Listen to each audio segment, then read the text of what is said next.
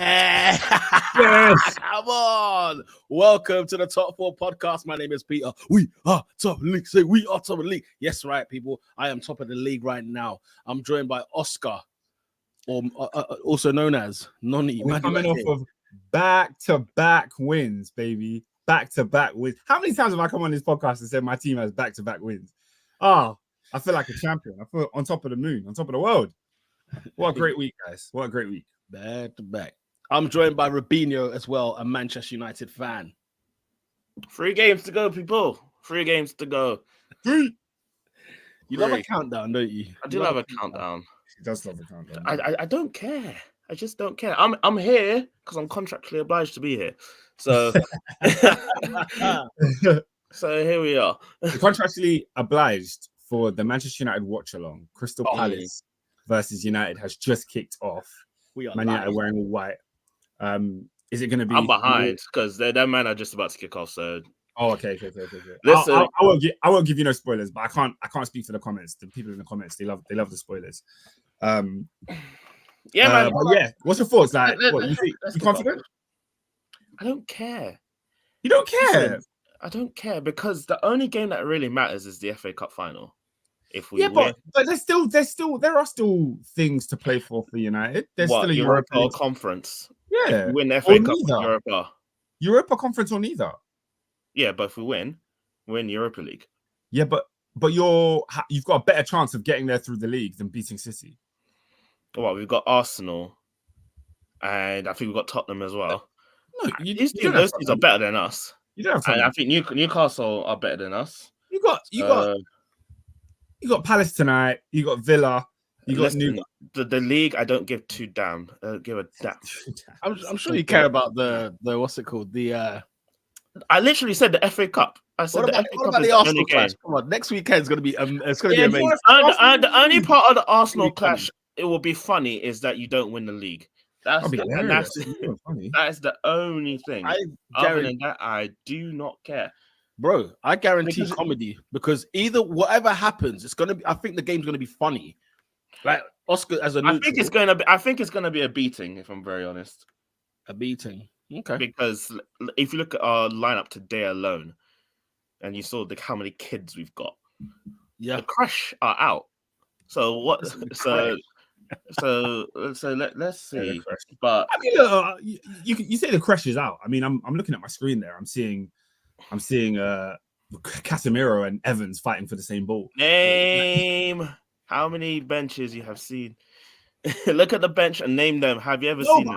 Look, fair enough. Name them. Name and shame. I don't know the players on the bench. But I know everyone on the first 11. You know, Ten Hag. Do you know Ten Hag said that Mason Mount only has 30 minutes in him, yet he's starting. Hey man. So again, this is going to be 30 minutes all he needs. Game. 30 minutes all he needs. In a 90-minute game. Okay, cool. We're also joined by late arrival there, running down the wing, the Kung Fu Kenny. We've got David in the building. What's going on, David? Yo, what going? Cause man just finished working it, but man I had to snooze a little bit still, yeah, so I can. When you say snooze, when you say work, I have a feeling you've been in the booth, bro. I'm seeing that soundproof wall. Yeah, the proper. Full time work. Some people say he's Drake's ghostwriter. Hey, they're saying United have BBL Drizzy in defense with Evans. That's what the streets are saying. You wonder how many references are going to be made for this clash. I was confused. Like, do we talk about it? Because I was going to ask you the question. Oh, we could talk about it. All of the comments are just going to be talking about this clash in some way. Because in my personal opinion, the clash is done after today. I agree with Robin. I think it's over. I think interesting. It's over. I think Kung Fu Kenny has convincingly defeated Drake. Overall, okay, let's talk very quickly on it. Yeah, but overall, like, what do you guys think? Like, overall, have you been like quite entertained? Have you been? Would you say this has been a good clash? Is this up there with one of the best clashes in hip hop? You know, So much happened. There was a lot of it, but there's so much music, so many lyrics to dissect. There was so much to do. And just when you fell asleep on one track and it was time to go to bed, you got hit with another one. Man, we were getting punched in the face with tracks. You know, with all kinds of hits. Yeah. So, I think in terms of entertainment factor, bro, hip hop was back. Like these guys were dropping. This is back to back. It was cold. It did get sinister, and it has got to a point where it's like some of these allegations are very on both sides, very scathing and very damaging to each of their reputations, which is quite sad to see. But in terms of ability and just like making good songs, I feel like we got some great songs from Kendrick and we got a couple good ones from Drake too. So, yeah. Who won? Or who's winning? Kenny. What's the score? If you can keep up. I mean, there's so 4-2. many 4-2. Listen, that Drake's last one, he brought up things that Kendrick didn't even mention. And then it's just like, hold on, brother. What's going on here? The last one you threw in the towel, man. Yeah, that's what I think as well. I think the last this was good, but at the end, it felt defeatist. Yeah, it felt defeatist. That was my issue with it. Okay. Just the energy of it. But I do think, bro, like although Drake got cooked, he did make Kendrick do a whole verse about a daughter that didn't exist. Like that's just that's just silly. So yeah, I mean that's because that was confusing a little bit actually, because I was a bit like, wait, huh? And then you know, to find out it's not even about Lola echoes my sentiment. She says overall it's been entertaining, but also hella dark. Kenny won, but neither of them are clean. Yeah, that's how it is really. That's how 100%. I mean, you're saying like he kind of threw in the towel type of thing. In my opinion, I just sort of listen because you know what's. You got to be careful to not necessarily just watch what everyone's opinions are, because they can really shape how you feel about a track, right? Yeah, and if you listen to a track, I had to listen to like the tracks and listen to them over again, and then have an opinion. I listened to like each one I've probably listened to about 3 times now of each track, right? Just to get an opinion. How do I feel about this? And I started to think like, you know what? Drake kind of went. Some people can see it as defeatist, and I totally understand what you're saying when you say that. But there's also this other angle where if Kendrick is lying, like just lying, right? Yeah. And Drake is saying, all I did was speak facts, okay? That's an L on Kendrick, in my opinion. Yeah. I understand the art of writing, the art of war. It's brilliant. So should we really care if you're telling the truth or not? I don't know. In battle rapping, should we really care? Probably not. But when it seems like it's gone down the serious route, and then it's like, okay, we've left the playground. Now we're swinging on the roads. Okay, whatever the case is, and there was even bits in the I love the whole entertainment, the creativity of it all. I do think probably Kendrick won in the end. The only thing that really annoys me about Kendrick Lamar is, okay, everyone's got their taste, everyone's got their preference, but when it comes to beats, like I really care about beats. So yeah, you do. You're a beat guy. I'm a beat guy. So if the beats are not, and when I say I'm a beat guy, don't think of me one of these like boom bap, just blaze kind of people, or like there's some artists that people really love and adore. The Jay Dillers of this world and everything else, and they love that side. And cool, I hear it. Credit to you guys. But like when I think of push-ups, when I think of was it the great is it Family Feud? What's it called? What's the one that Kendrick done recently? The late one. Meet the Grahams. The Grahams. Like those beats are fire. Not Meet the Grahams. You mean the Like Us, the last one. Not Like Us. Not Like Us. Not Like Us was cold. But like a lot of Kendrick's beats, I'm always like, I don't get through a lot of Kendrick songs because I don't like the beat. That's just the honest truth of it. Bro. But like, there's tunes that I love of Kendrick's where I'm like, yeah, this is cold. There's a song he's got on the damn album, which featuring is it featuring Rihanna? Loyalty. No, it's not Rihanna. Not that one. There's a song called Element. That's it, Element. And I love the beats. Good song. The beat I just heard, I was like, I'm gone. I'm going crazy. And then I listened to the lyrics later on in life, and I'm like, wow, this is crazy. Some things are interesting to me. So Lola said, I'll give Aubrey this though. He's a better rapper than I have him credit for. And for me, like as someone who is a Drake fan, I feel like Drake didn't go in enough I feel like Drake is a better rapper than he showed in this battle. Here's the That's problem. why I'm kind of annoyed. Interesting. Here's the problem. Kendrick addressed him.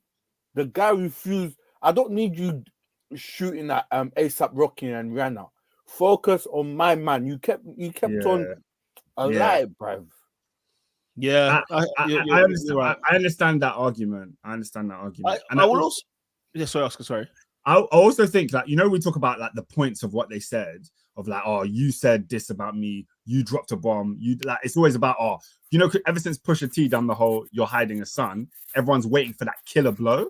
And personally, I don't think either of them had the killer blow. I think Kendrick just delivered quality. His delivery and his execution was on point every single time. And that's why people call him the better rapper, because when it came down to it, he knew exactly what chords to strike at the right time to get everybody's attention going and everybody talking about it, and then replaying it and going, oh, I missed this line, I missed that line. So it's not necessarily in the information that they had on each other. It was all in the actual ability to make a good diss song. And I think Drake did one on that Family Matters song, but then the strategic timing of Kendrick to drop his one after, it washed it away. Like Drake's best diss track on this whole thing got swept away by the strategy of Kendrick, which is just brilliant. Do you know what? Yeah, can I say this as well? The wrestling fan in me couldn't help but notice. Okay, two things. First of all, Kendrick using Jabroni and switching music. I was all in there. That hit me in the feels. But also, more seriously, there was a part of me that woke up today when I said, you know what? Because of how quick the replies were and the quality of reply, even on both sides, by the way, because somebody disses you and then what are you doing? Being able to write, record, mix down, send it out, like in such space of, whether it's in a couple of hours, I don't care if it's a day, to do it that quick. Do you know what my kayfabe mind started appearing? My kayfabe hit me, and I thought these two have sat down and have agreed to this battle. And I think these two, like that was just that's the inch in the back of my neck. No. It's the when Vince screwed Brett for a long time, the question was this a work or was this real? Was it a work or is this real? And I'm toying, guys, because of such quality, because of such quickness of it, the quickness and quality of everything, right? Like, think about it. In a month, we got, what did we get? In a month, we got, 10 songs? Like, in 3 weeks? But I think what people need to realize is, during the we spent a lot of time on this, so maybe we should move on. But during the time, like, when Kendrick Lamar dropped like that, he knew Drake was going to respond. He knew that. Even J. Cole responded, so he knew the response was coming.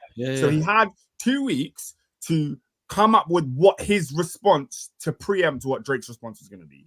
Then when Drake dropped push-ups, he then waited another 2 weeks to respond. So he had a whole month to conjure up all of these diss tracks.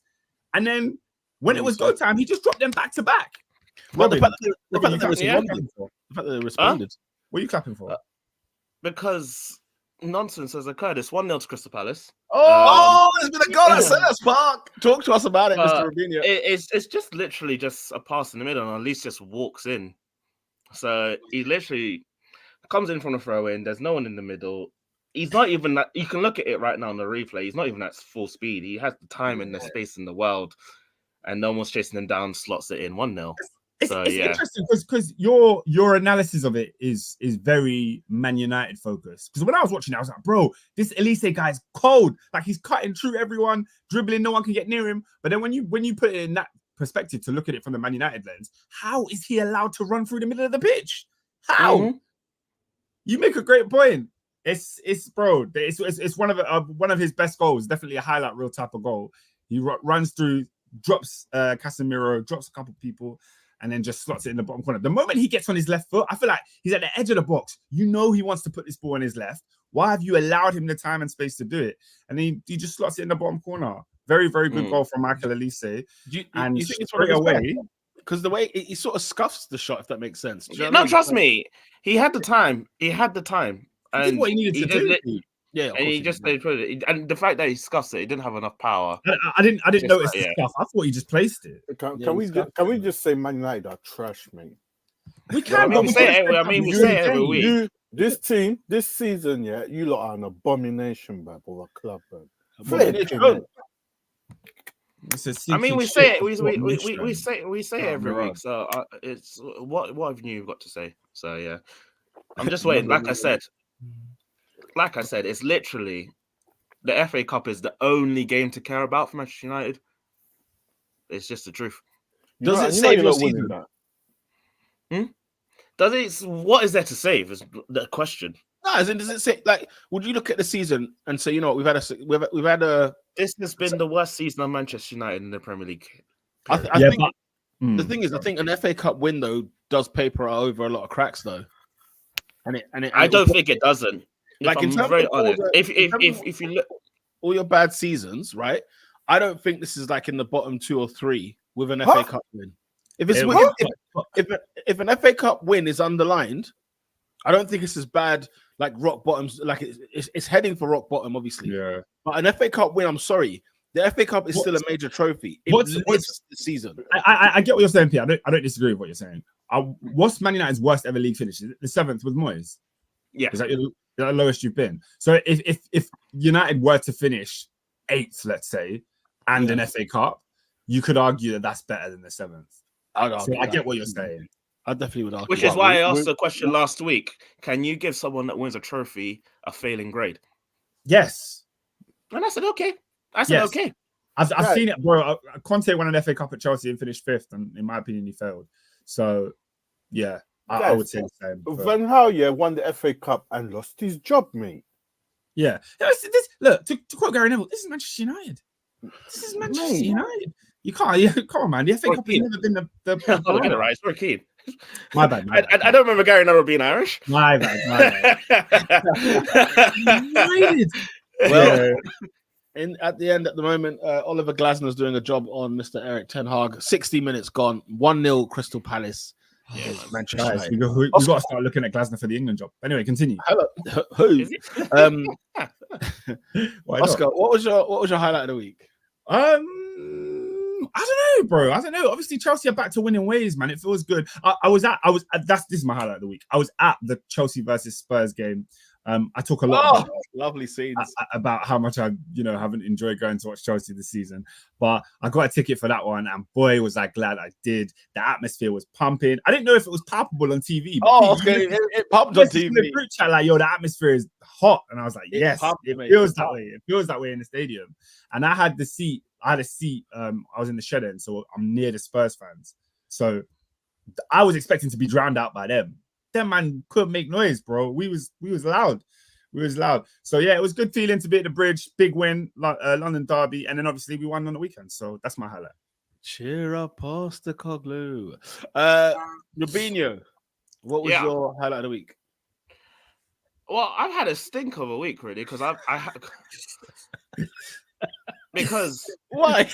Sorry, just bare work, and then I got sick, so I had a head cold, so I was bedridden. So that's why. So didn't do much. I'm mostly back to normal, but you can hear my nose, like it's a bit. But yeah. Sorry. So the highlight of my weekend was obviously Backlash. Il est vraiment phénoménal. La la la la la la la. It's been a great weekend. So much happened. But let me tell you, the Backlash, WWE in France, A1. That was legit. That was a great time. It was such a simple show, but it was a great night. And it finished 9 p.m. UK time. Oh, what a feeling. Can I just say on that the goal from Olise, we didn't give him enough credit. I just seen the replay now. This guy spins Eriksen, spins Casemiro. He runs into the middle of the park. He's being chased down by Young Player of the Year, Kobe Mainu, and then he slots it into the bottom corner. Like, I'm sorry, nah, man. Olise's too goal. Olise's too goal.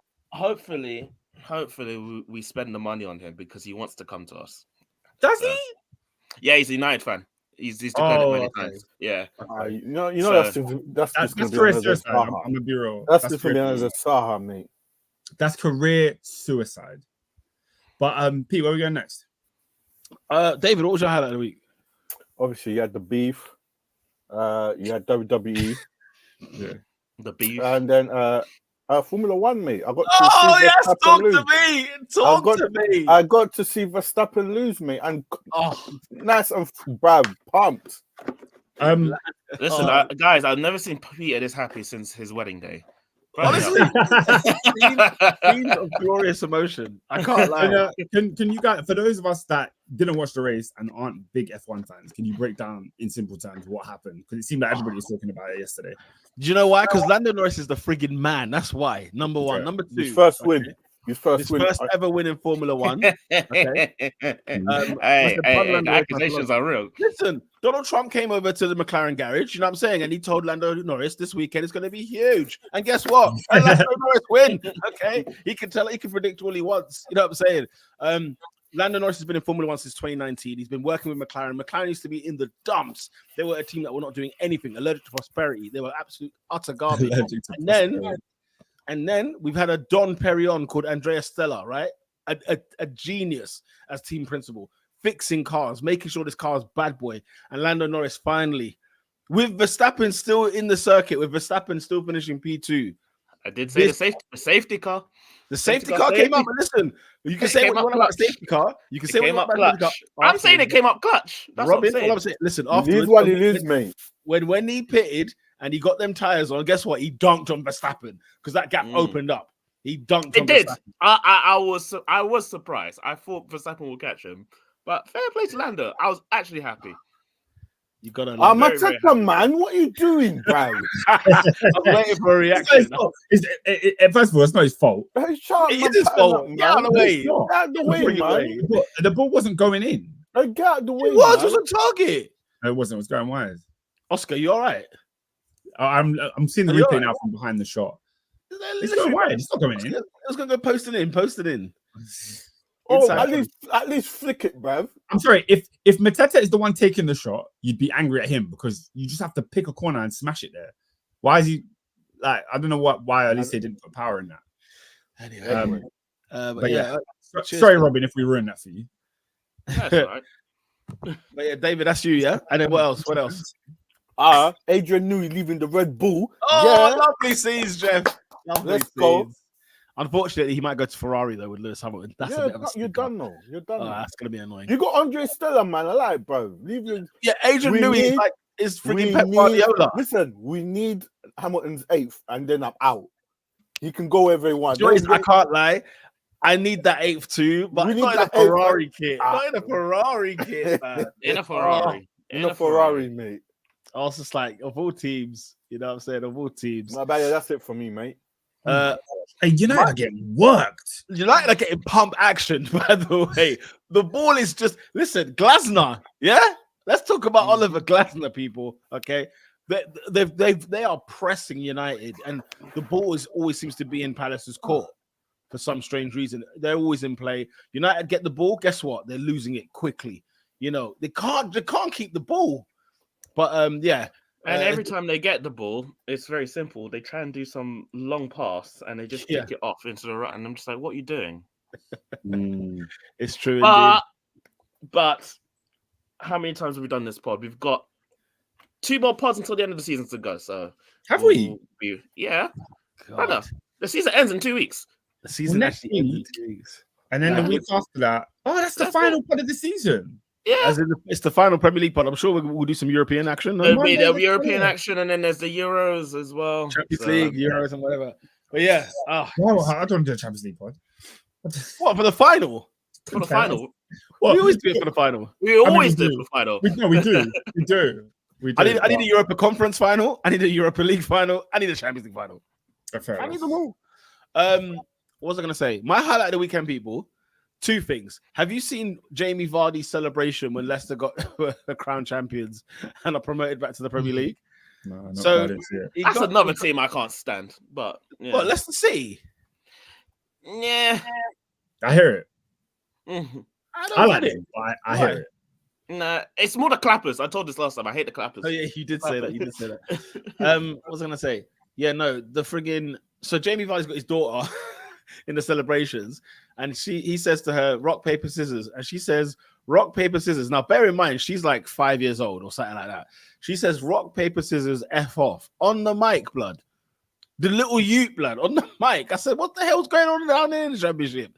And then scenes at St. Andrews. Listen, Birmingham City have gone down. Gutted about that for all the blue noses out there. Birmingham City down to League One, right? But and did you see the guy? That's what I'm getting to. That's what I'm getting to. Fantastic. When the final whistle happened, everyone invaded the pitch, which I thought was strange because you've gone down. So if you've invaded the pitch, I thought, rah, some Birmingham players are about to get attacked, right? Because this was at Birmingham. And yeah, all of a sudden, this guy picks up this ball. Oscar, he's about 30 yards out. He's far away from goal. And you can imagine a rammed pitch, right? Full of invaders.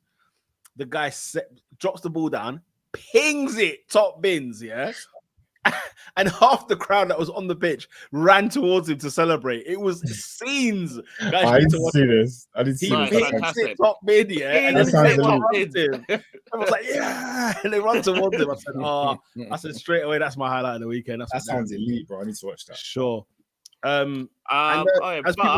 people are putting in the comment section here, Ipswich. Yeah, man. Shout out to Ipswich going out. Back-to-back promotions.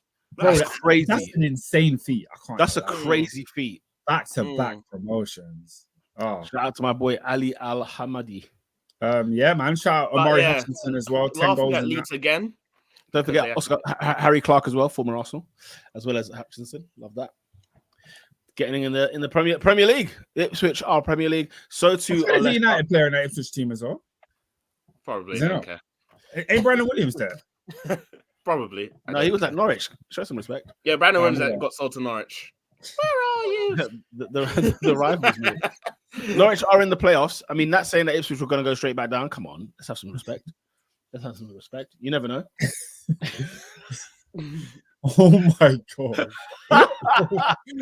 Oh, it's unbelievable scenes, Jeff. Yeah. We're gonna get Robinho. Assad says West Ham versus Ipswich. Hey, this is the most good goal ever, Brad. Oh, don't tell me that. I'm waiting for Robinho. David, you can't ruin the goals. Let him. I'm behind. Sorry. Cool. So there's a corner taken. Right. Let's see this. Corner taken. Goes over. Header in. What's going on here? Keeper. It's okay. The keeper's knocked it in. Let's see. This is that a foul? Your mate Henderson. Henderson, bro. Have you not paid him? Henderson. No. So the goalkeeper is saying. So I'm looking at here because the thing's off. The ref said no goal. Yeah. No. The goal has been ruled out. But yeah, it's pathetic. It's pathetic. We will get onto this later. But the protection of goalkeepers in the Premier League is borderline pathetic. I think this is a foul, so I'll allow this one. It's a foul. It's a foul. This one is a foul. We will talk about one that's not a foul. Oh my goodness. Oh my god. Sorry. Oscar, we got to compose ourselves. David, okay, guys, we have to keep composure. We got to wait for Robin to watch it. Let him talk on it, and then we'll go from there. Okay, sorry, my bad. Yeah. All right. Let's get into get now TV, man. Stop doing some dodgy streams, bro. Respect the stream life. Don't act like you're above the stream life. You've been there. I'm above the stream life now, bro. You know what the trenches smell like. You know what that's like. David, you know what that's like. Yeah. Go on. Talk to me. Let's get onto it. David, it's your time. No. Stop. What the heck have I seen? What have you seen, Robin? What have you seen? Copy. Kobe Mainu. What's going on there? Oh dear. No, guys. I have watched this for 36 weeks in a row, back to back, and I see the same thing every week. Sometimes midweek as well. You forget we were in Europe, and you all know that what happened there. But I forgot that. This is bad. You not played Champions League football this season. You actually played Champions League football. Oh, that's too funny.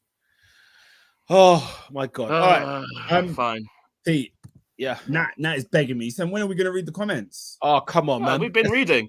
To be fair, we've been reading, but okay, we have. But, it's time. All right, go on, Oscar. Quickly. Let's go from top to bottom. Yeah, I'm going to speed through. I can't get to everyone, but I will get to every person. Miraj says, good evening to the greatest football podcast to air on a Monday night when I'm here to reserve my spot on the first live podcast immediately after the title has been returned to North London.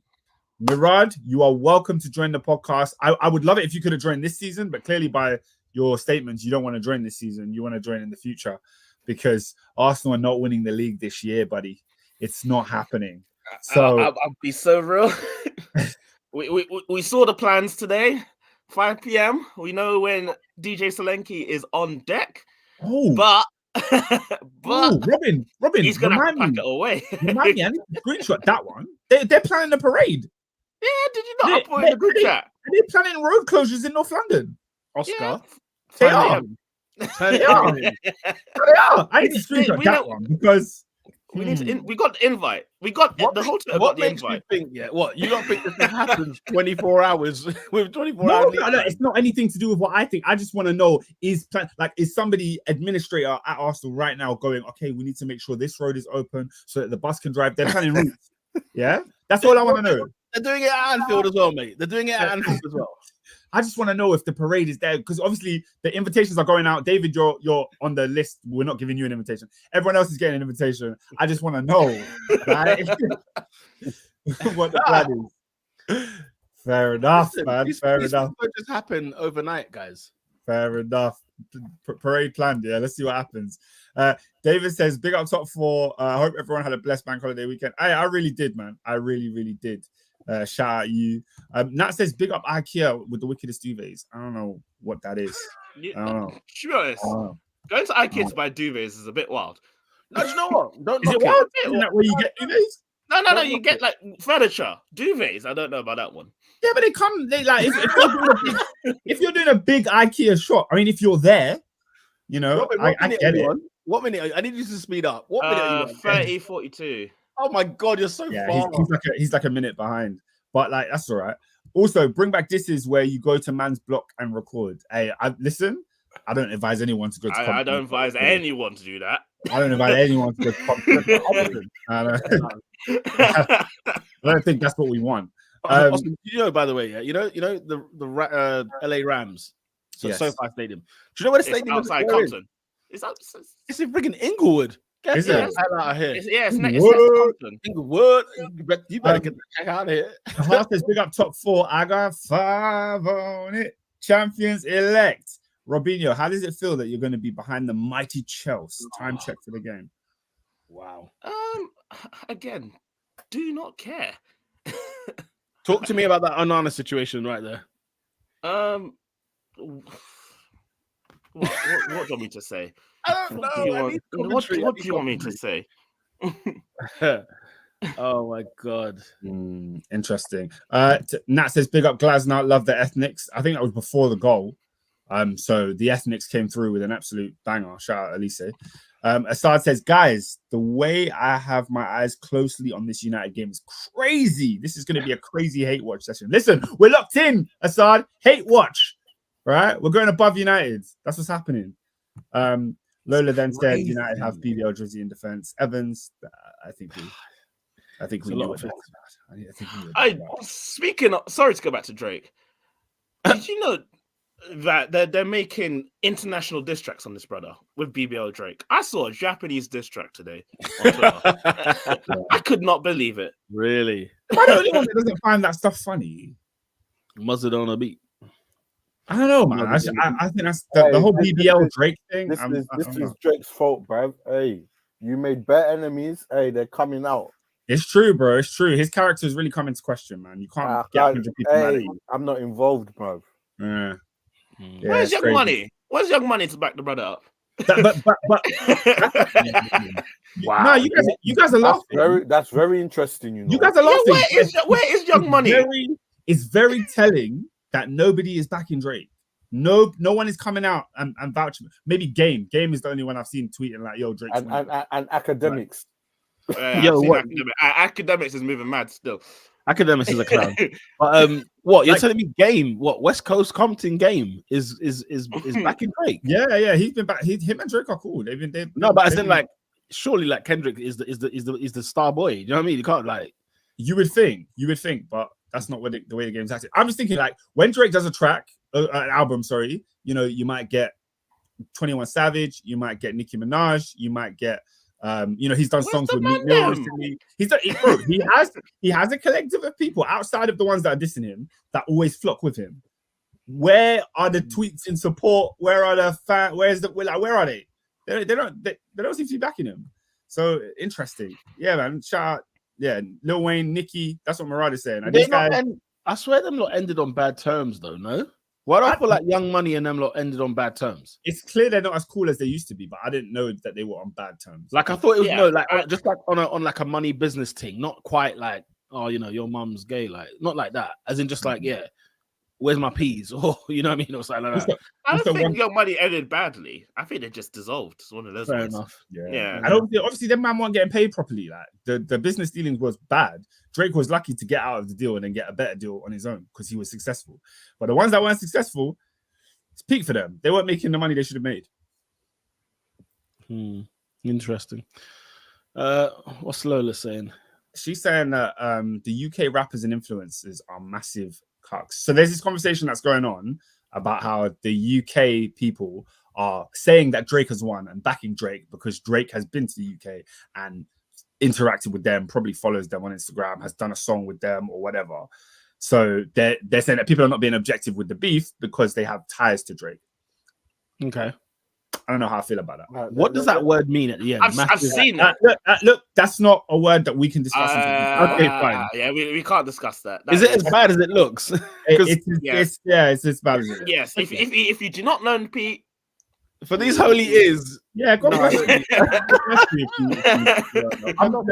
you. I'm actually quite disgusted that I read it out, but yeah, it's yes. Okay, Pete, let's move. Okay, David, the Arsenal say 3-0 winners against the mighty AFC Bournemouth and Arsenal. I'm not gonna lie. I had to clear myself there. I had to Look at this guy. I had to stop myself, guys. Oh my god! If you knew what I was about to say, man's trying to lose his job. You know, relax, bro. Nah, because I was gonna say something. Yeah, relax. Don't say it, bro. What were you gonna say? What was he gonna say? All I'll say is this. What's AFC Bournemouth's nickname? Let's move on. Carry on, David. Look at this guy. Carry on. Look at this guy. I didn't do it. All right. You see, Adrian has influenced you too much. I don't like it. Adrian gets praised. I told him Adrian's got a dirty mind. So both of you, I'm fucking you in. Yeah. No, listen. Scoreline was correct, if not flattered Bournemouth, in my opinion, overall. People are saying them ones. In the first half. Let's dissect this. Pete, you want to go first, or David? Who's... No, I won't lie. Yeah, I was at work in it, so I didn't get to watch it properly. But I was very. What was the overall thoughts in the group chat descending onto the performance of the referees, mate? What the hell happened? Explain. Okay, so are we starting with referees? I thought let's talk about, because Peter always wants to say the good things. So let's get the good things out the way first. Let's get them out of the way. Get them out of the way. Get out of the way. As I said, I hadn't watched the game in it, so you lot break it down for me. And then I'll watch let's get the good things. Because Bournemouth tried, but Arsenal just overwhelmed. That's my opinion. The football in the first 20 minutes, breathtaking, okay? Breathtaking. I was like, Arsenal are in the zone, they're in the flow, they're in the move. You know what I'm saying? They're in the mood, bro. They're in the mood to party. Because I can't lie, I was a little bit worried about, Areola's football. Adoni's got his team moving good. They're looking good. Bournemouth this year. They could end up with a top half finish. So fair play to them. They've really Bournemouth are not our own mugs. So fair play to them.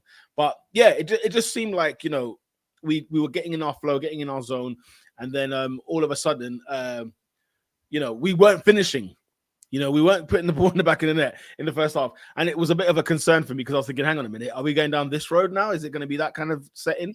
But then also, Bournemouth had their moments, where they broke and they could have done a good, they could have had a few chances themselves to score as well. So Bournemouth were decent as well in the first half. And then obviously we get the penalty Where the penalty in which how we got it, I felt like it was extremely soft. I didn't think it was a penalty in my opinion. Soft. It wasn't soft. It was a dive. I know. That's not a dive. I'm not arguing with people. I'm not arguing with people that say it's a dive. In my opinion, though, it's clever. It's clever. It's clever. Oh, come on. No, I've just seen it. No. I've seen it. It's he clever. leaves his leg. He waits for the contact, then go down. Do you know why David's a criminal? Do you know why David's a criminal, PR? Do you know why David's a criminal? Why? Because when Arsenal played Bayern Munich and Saka is, oh my goodness, and Saka is through on goal and he leaves his leg hanging. Yeah. David was cussing Saka. You were cussing Saka for leaving his leg. What did I say? I said he's going down before, and plus my thing was he should have finished that. He ran to the keeper. He was gone round. He would have. He would have finished. One was my The Bayern one you could criticize definitely. That's what I was saying. This one is clever. I'm fair. I think they're both the same. I think he's left his leg out there, and you can see the drag. Wait a minute there, John. There's been a goal at Selhurst Park. Robinho talks to us. Where's the goal gone? So once again, we have the ball and we don't know what to do the ball. And then for some odd reason, everyone decides to be in the middle of the park for the first time this season. I digress. Obviously, Crystal Palace get the ball and it's 4-on-2. They go past Ariston and then Matata just smacked it. And it's just Evans, take a yellow card, bro. What's wrong with you? Listen, he has no right to score from there. Take a yellow card, Evans. No. You see the way he looked at Johnny Evans and said, "Nah, not today." Yeah. Hang, bro. Evans should not be playing for Manchester United. If there was ever a moment that summed it up, goodness me, that was disgraceful. When the man brought Evans back to the club, I said, nah, you lot are not serious. Yeah. How are you signing Johnny Evans, blood? And so I said, Oscar was trying to save it for Robin. Look, when that ball ripped the back of the net, I said, oh my goodness. Yeah, I saw the ball go in the back of the net. I said, bro. Hey, yo. Near post. Seriously, near post. Come on, man. This is the only sympathy I can give for Johnny Evans is that he didn't even think he was going to play this season. That's the only sympathy I can give him. Brother, Crystal Palace. Come on, man. Yeah, Pete, we looked at United's fixtures and we looked at the last four and we said they're getting no wins out of the final four. We saw it. It's not like this is a shock. He comes on every week and he says it's something. It's not. No, but like Palace, innit? It's Palace, innit? We were here talking about we were talking out here last week about Burnley. So what's the difference, bro? Burnley at home was this man needs to get sacked, man. Yeah, no, they're keeping him. They're keeping him. He needs to get. He's got Evans and who's the other? Who's playing alongside Evans? Is it Casemiro? Casemiro. Yeah. Yes. Did you not see that I said we've got no centre backs and we've got no left backs and our right back is playing left back? And do you know why he needs to be sacked? Who told you to go shopping for a medic at our club? Mm-hmm. Who told you? They leave Gary alone, mate. Gary O'Driscoll. Come on, man. Have you seen his record? Dumb club, bro. Well, Pete, are you surprised that look at our injuries this season, bro? No, I can't. I can't do it. I've been complaining. How many years have I been saying sack the medical department? You have. Do you know what? Do you know what I've been seeing today in the insider talks? Which I said, if this club does it, then they're as stupid as us. Apparently, Bayern München are trying to do a swap deal with us for Tuchel. I said, okay. Now, you know what, guys? If Bayern Munich go and get Eric Ten Hag, that club is tapped, blood. And the thing is, Bayern are a big, serious football club. If they make this move, you lot are done. Them man are tapped. Harry Kane, you're not winning the league title. You're not winning no trophy, man. He's gonna lose it again. Oh, look at Uncle. I just saw Uncle. Uncle was like, did you see Uncle? You see that? In the crowd. I'm pretty sure. Hey, he bought his ticket from a tout, bro. He's from London, bro. Let me go and see my team. Let me go and support my team. Support my team. The Guys, thing is, but Oscar, you know what's annoying? The camera person needs to get fired. I think they're racist. Why did they catch Uncle like that? But everybody else, blood, look normal, tip top. You know what I'm saying? Scarf around the neck. I think the cameraman needs a raise. That was a great shot. Did you see that? Everyone around him was dressed in black. He's dressed in the full Man United shirt with a gold watch. This year, come on, man. I think the cameraman needs a raise. Scouting at his finest. Evans is getting ripped apart. Evans is holding it, man. He's getting ripped apart. Can we go back to the Arsenal game, ladies and gents? Yeah, let's get back to the Arsenal. Lola has a comment on the Havertz penalty. It wasn't a dive, it was soft. We've all seen them. Don't be extra because it's Arsenal. Most pens are from man leaving a leg out in contact. Keeper should have pulled out. The keeper didn't have time to pull out, all right? He's left his keeper's coming to get the ball, but he's left enough space. It is a dive. If Havertz running his natural stride, he moves his leg out of the way. He left his leg hanging and fell into the contact. It's a dive. What are we doing here? Who was the ref? Mr. David Coote. What game are you watching at? Well, his face just screams incompetent, bro. I swear down, bro.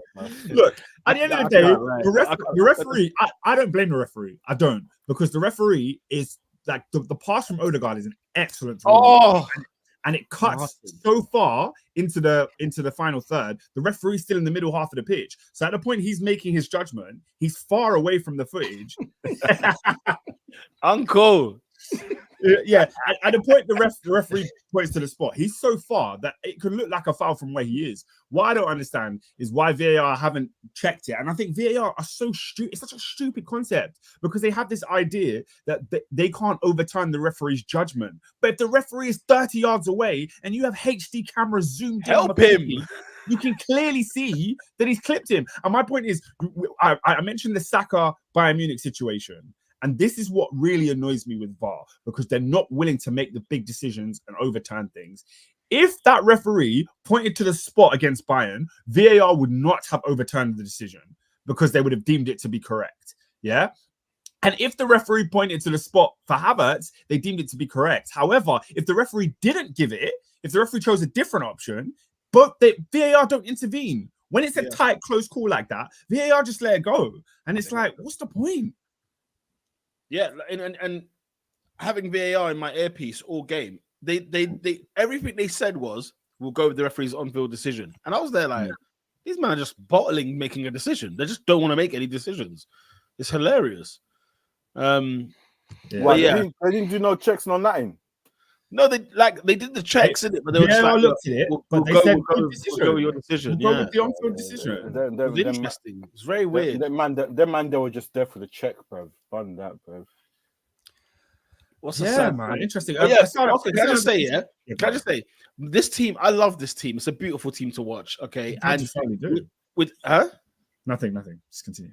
Okay, every touch that Erdogan has, it's hit me in the feels. And also the thing is, I look at like the situation. Look, we've got the most goals in the league this season. I think we've equaled, or if not, we've beaten our goal tally from last year. It's more goals than the invincible team. We've got the best defense in the league. We've got the most goals in the league, best goal difference in the league. We in 2024 we lost one game, drew one game, and yeah, sure, we may not win the league this season, even with those stats.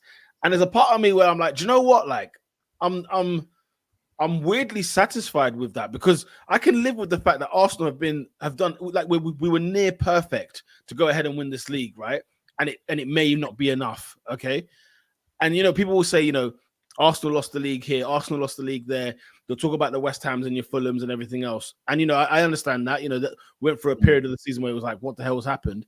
But the more I think about these games that have gone by, do you know what the game that really does stain and it sticks out like a sore thumb to me is Villa at home. Villa at home, mate. When you're in this run, in this vein of form, where you're beating teams left, right, and center, or you're having hard fought tests with with the Man City, with the Liverpool, because we drew at Anfield, didn't we, as well, this season, and beat them at the Emirates.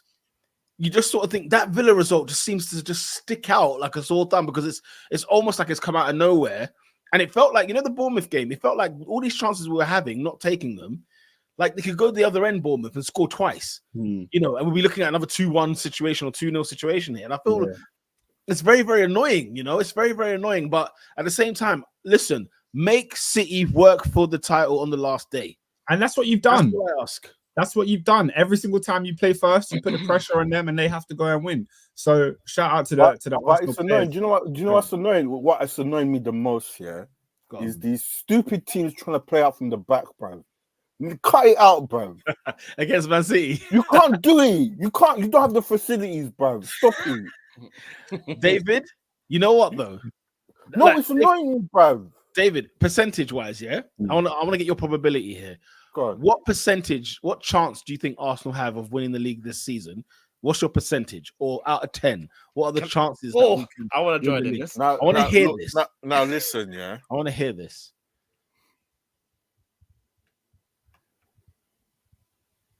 It's just the teams we're playing, bro. I'm talking. West Ham have been there. I don't know Tottenham. They seem to have been there, and then they tried last 10 minutes. Fulham will put up a fight. 10%, mate. So you're going to give it 10%. Fair enough, right? David, let me tell you something right now. You know what's dawned on me the other day? Like after the Bournemouth game, I'm on my, it's a lovely sunny day. You know, I'm leaving. I've left the stadium. I thought, I'm going to go, I'm going to head over to Northwest, go meet Oscar. We're going to watch Backlash, right?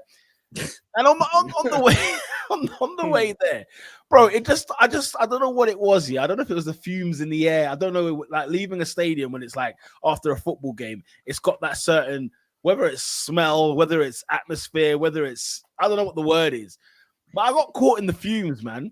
And there's a part of me that thinks, do you know what would be so frigging Tottenham?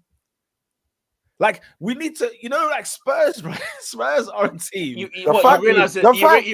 You realize this now when I told you this. The fact that you're putting your trust in Spurs. Do you know what? No, but David, I can trust Spurs' Spursiness. I can put trust in that. No, I can trust in that. I can trust the fact that Spurs are getting battered everywhere they go right now, right? They've shipped in 13 goals in the last 3 or 4 games. And they're going to ship some more. The thing is, but David, wouldn't it be them? No wins I think they've had 4 losses in a row. Okay, I think they play Burnley next weekend. Wouldn't it be them, bro? Last home game of the season for Tottenham. Wouldn't it be them people that the players would put out a proper shift, right? Because Ange's fuming, right? They'd put out a proper shift. The fans will be absolutely fuming because they'll be like, "Do not score, okay? Let City have the ball. Let them win the game. Otherwise, we're going to riot on this pitch, right?" I could see all of that happening. But guys, Oscar, Robin, I'm telling you, you think Arsenal clown Spurs enough? We've won the league at their ground twice, okay? They're always in our shadow, as we've said many times before. We've moved from South London to North London and been the best team in North London. David, this would be the crowning of Spursiness, the cherry on the top. If in the form that they're in right now, they're going to beat City. This Spurs goes and take a point. Drop a draw or just a good performance, okay, against Man City. And actually, like we head to the Everton game the Sunday after. Like if Arsenal match City's result, Arsenal are champions. Guys, mate, I don't think you understand. The thing is, we think like life is not that crazy. No, it can't be that Spursy. It can't get like this. It can't get that. No, but guys. Listen, David, Pete, I wish I was there with you. With me. I wish I was there with you, but a Guardiola team does not waste 90 minutes. I'm sorry. They don't waste it. No, they don't.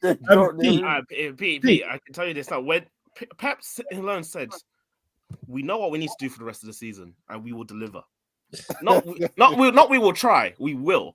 Guys, all I'm saying, I hear your lot's trust in City and in Pep. And listen, who would bet against that man? Okay, you. But if there's lawyer, apparently. No, but guys, if there's one thing I think I hold higher esteem What's to that? Pep's record is Spurs being Spurs. If there's one thing I can hold, guys, the history. No, guys, I don't think you are hearing it. Can I just say that game is on a Tuesday night? All eyes on me. Yeah, no, like it's going to be televised. everyone will be watching that game.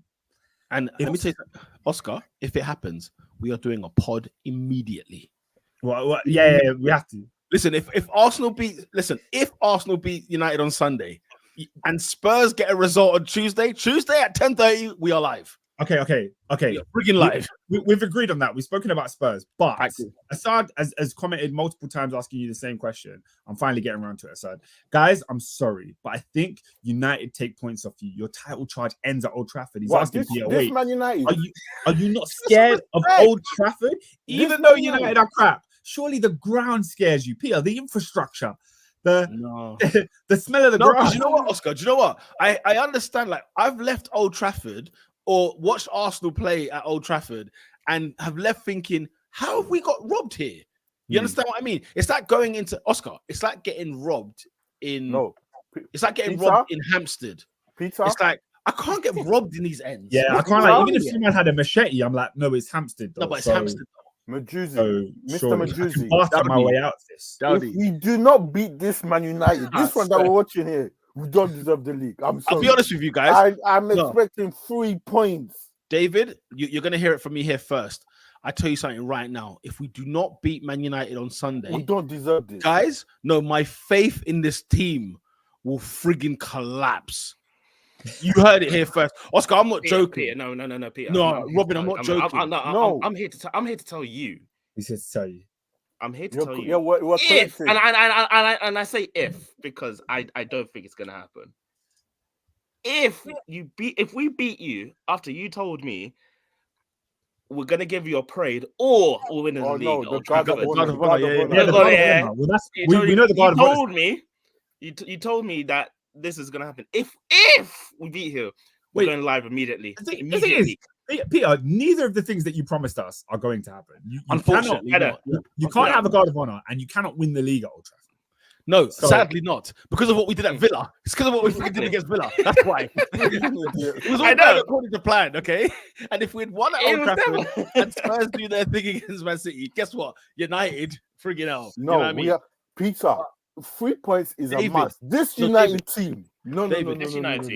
David, I don't think you understand. You think you're negative, right? You think you're negative. Let me tell you, if we do not beat Man United Sunday, guys, you're not gonna recognize me. I'll be real with you guys. I will collapse. I think Arsenal hit this team for like 5 and 6. I think Arsenal slapped it. I think the 8-2 might be resurrected. You know. Oh, imagine. No. I think the 8-2 might be. Knowing us, we'll leave it at 7 because we could have done that against Chelsea to rectify that 6-0 defeat, and we just decided not to after 5-0. Yeah, 5-0 is 75 minutes. Yeah, and we didn't do nothing after that. So anyway, listen, a win's a win. But my point is, guys, I don't think you don't understand. You don't know. No. We're going live. If you do not, Robin, if we get points, we're going live. Robin, I will collapse. I will collapse. Honestly. I'll be live recording from Old Trafford. I will collapse. I will freaking collapse. I'm at Old Trafford on Sunday. Honestly. Oh, you're there. I'm there Sunday, bro. This Sunday at Old Trafford, the Arsenal are gonna take on. How you getting there, Coach?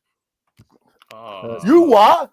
Yeah, I coach every time, bro. The club coach. You see UK trains, guys. If there's one thing you can't trust in this life. You pay 100 quid to go to Manchester by train, and then it cancels, or you can't even come back to London. Nah, get the hell out of it. One thing I don't do is I don't trust their trains. But anyways, to go, I need to cheer Pete up because I need you to go look at Shawn Michaels' tweet. Oh yeah, Shawn Michaels. Yes.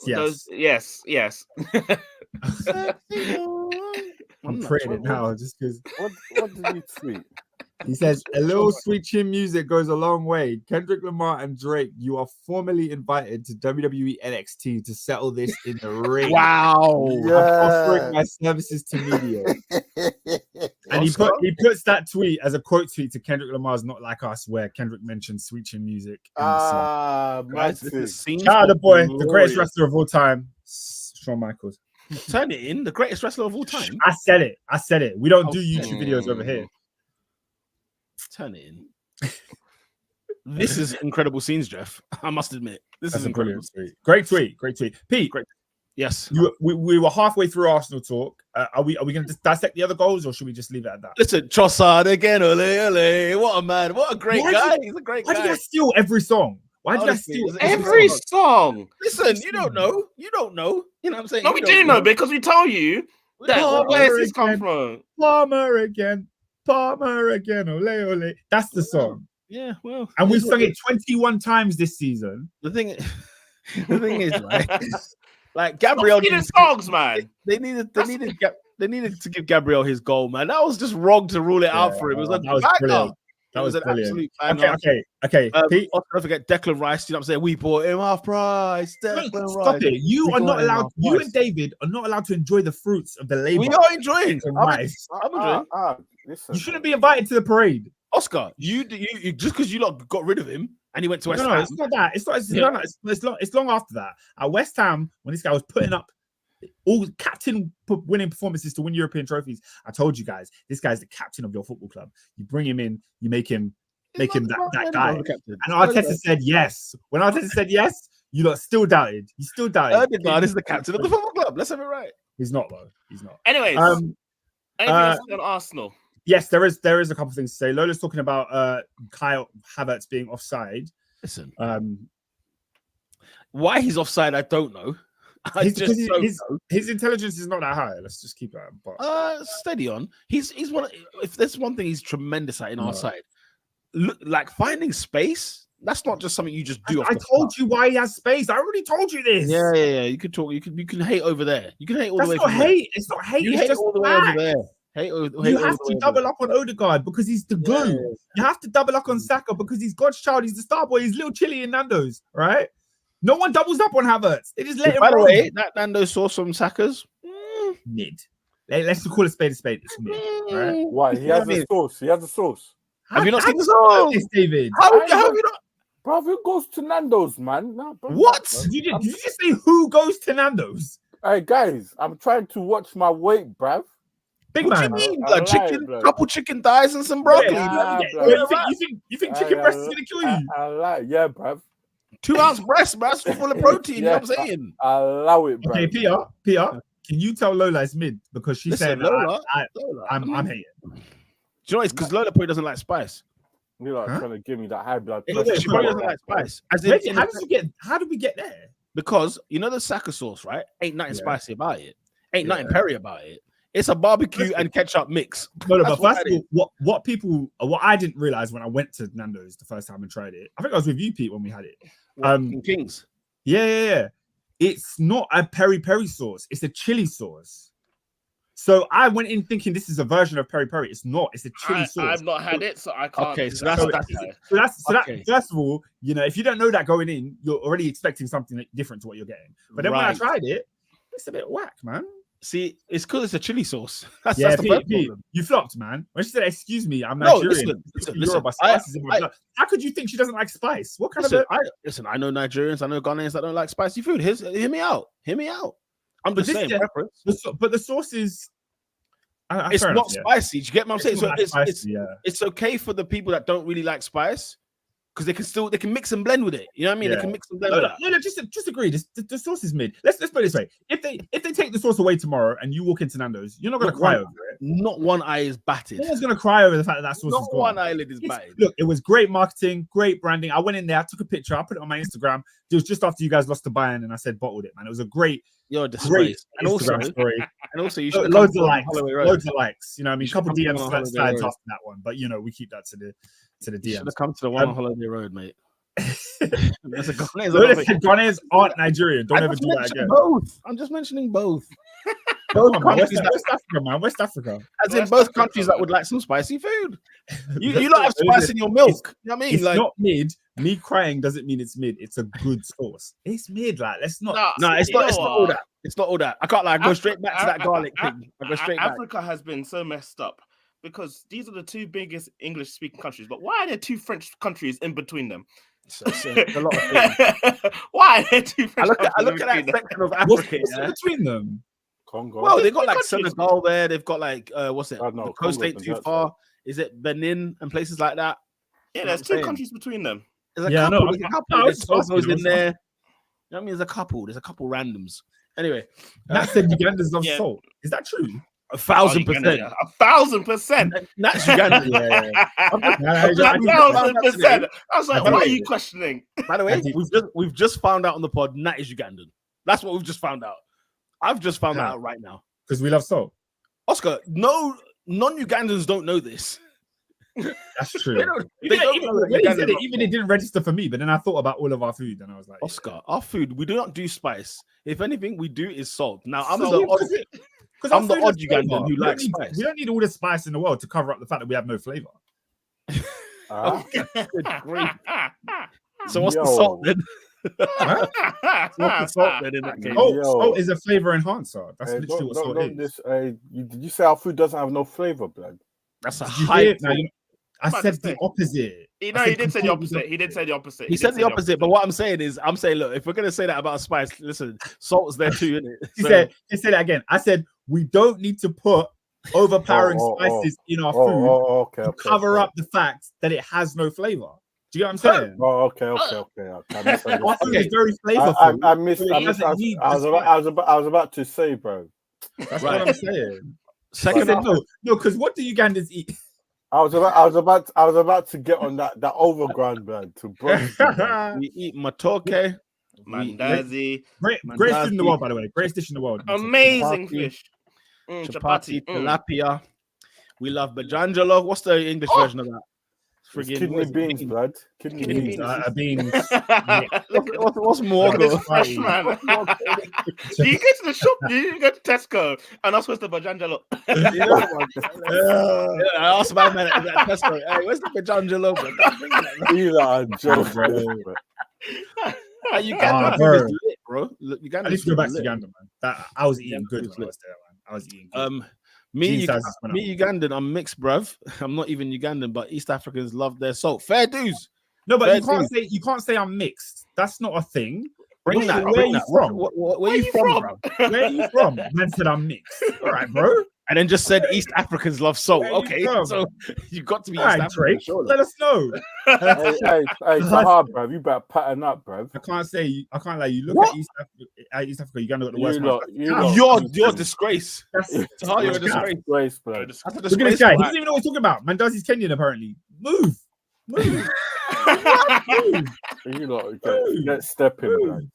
Now Nah, said I'm from nah, two countries. That's it. Look, you don't want to smoke. Fair enough, innit? Don't name the country. You don't want it.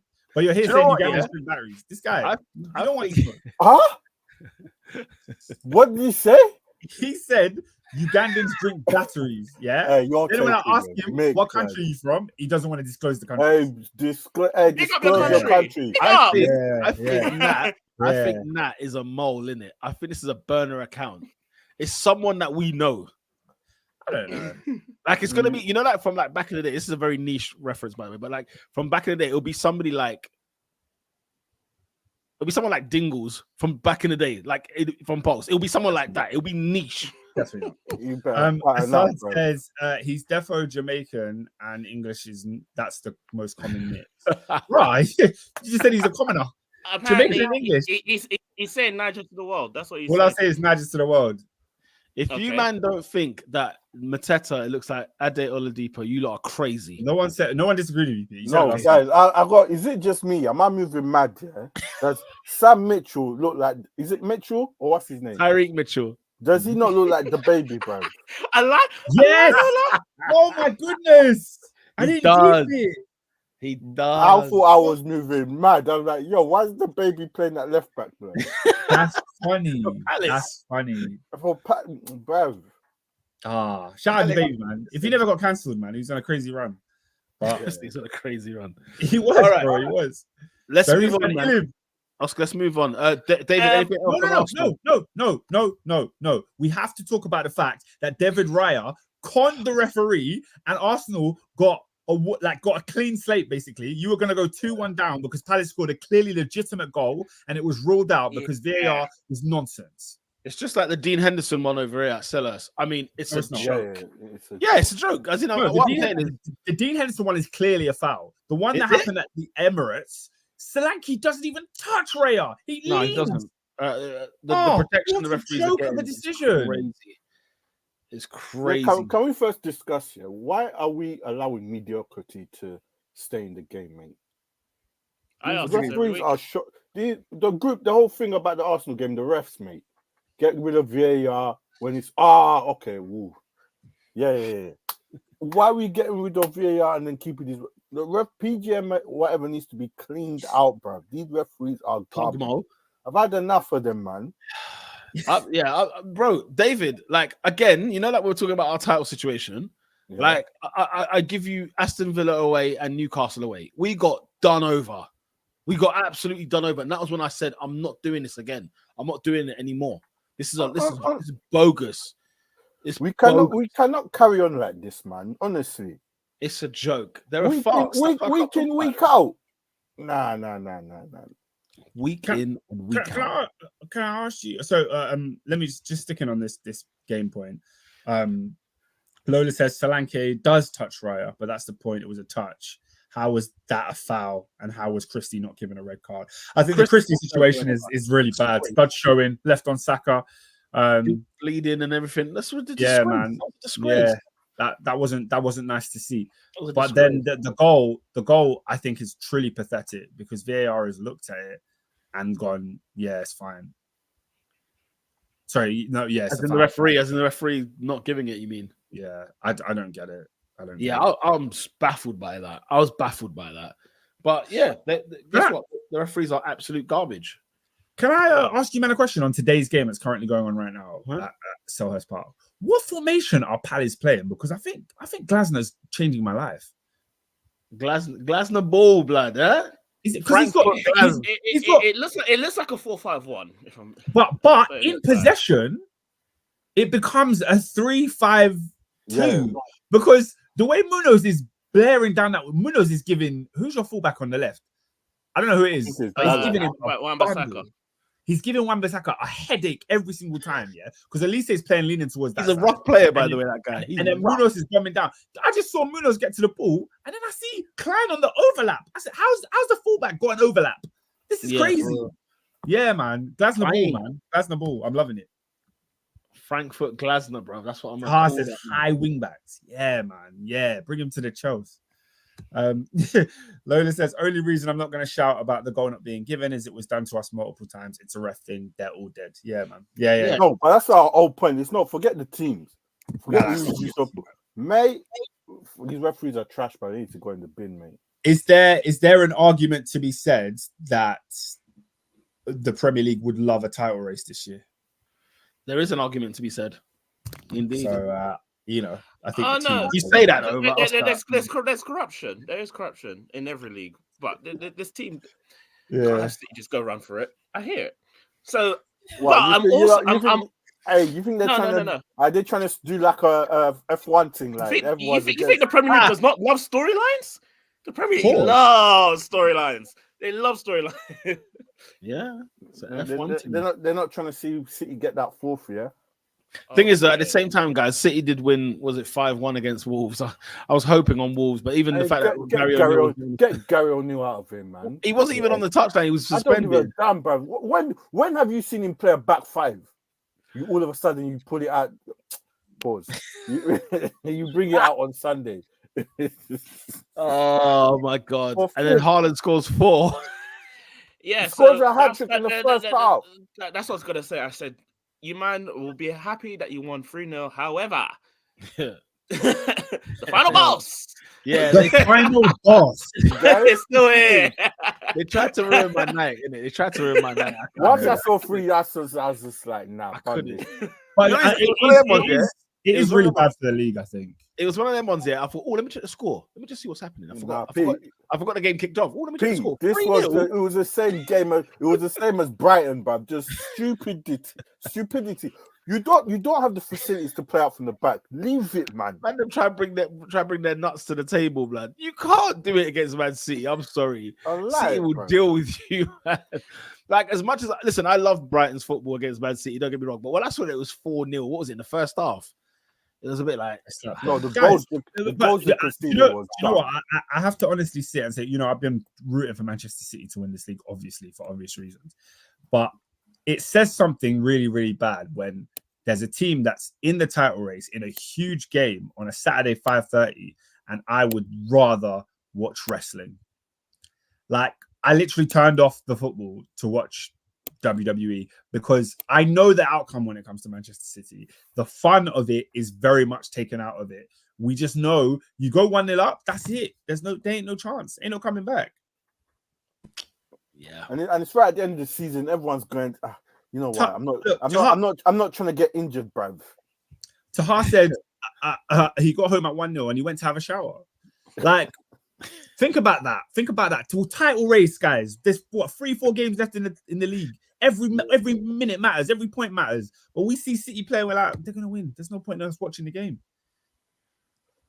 Bruv, Yeah, look, once I saw 1-0, I didn't bother checking the score again. What, bro? They went 1-0 up. It's done. No, it's the man of the goals they're conceding. Everyone is losing the ball at the back and they're just going in and scoring, bro. Like, I like it, man. Speaking of going in and scoring, Robin, was there a goal at Selhurst Park? Yeah, but there's not much to say because it's just stupidly offside. So yeah. So Casemiro puts the ball in the back of the net. Yeah, I'm thinking, game on here, 2-1. Game on, yeah. When I see the It's replay, well offside. this guy from a free kick is 3 yards ahead of the play, and he has the nerve to look at the linesman like, "Oh, is this offside?" What up? he took a run up to the header like it was a penalty. He was so ahead of everyone else. I don't know what's he doing. Funny, I got a question, yeah. Yeah, guys, what does Jack Grealish do, please? Don't do that. Don't do that. No. Every time I see my man, yeah, on the ball, he annoys me, bruv. He gets to the ball. Make a decision, bruv. Stop slow. Know these man, you know when you're back in the day. Know these back in the day when you're in school, yeah, and you got them man with the techers, bruv. Yeah. Like, make a decision, bruv. And score, either score or lay off or something. The man have bare tech, nothing. Nah, we know what country they're from. We know. Whoa! I didn't say anything. You cannot include me on that one. We know. Them left wingers, bro. Them left wingers. They don't want to release the ball. They don't want to release the ball. Anyway, Right. Let's move on. Can we go on to the next game? Hey. Let's get on to the Chelsea. Back-to-back wins, baby. I must admit, Back-to-back. it was a good Like I'm on atmosphere. the cover of Lethal Weapon. It was Back-to-back, like I'm Jordan 96-97. What are you gonna say, Pete? no. All I was gonna say is that the liquidator at the Tottenham game, it came through the TV. I was like, yo, this song slaps. Why is it slapping today? I've never really liked the Liquidator. It's a great tune. What are you talking about? I like it because it's Chelsea. I feel like if it was great any song. other team, I wouldn't like it. You know what I mean? It's a great song. What are you talking about? It's one of them ones. We hate Tottenham. Yeah. And people don't like the fact that we say we hate Tottenham. But anyway, Chelsea. What do you mean? That's great. It's great. Nah, it's good. It's good when we play Tottenham. It's not good when we're playing like Wolves and we're saying we hate Tottenham. Why? You know what I mean? It's like why? Robin, is there something interesting going on in your game? I'm about to turn it off in a minute. Let's go to Sellers Park, there's no point watching. There's another goal. And I'm just looking at this, and I'm just like, wow, what's happened here?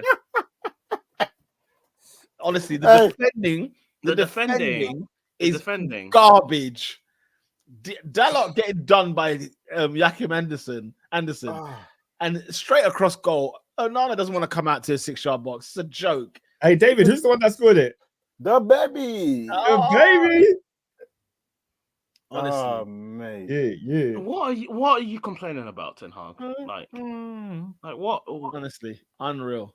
He proper looks like the baby. I didn't clock it until now.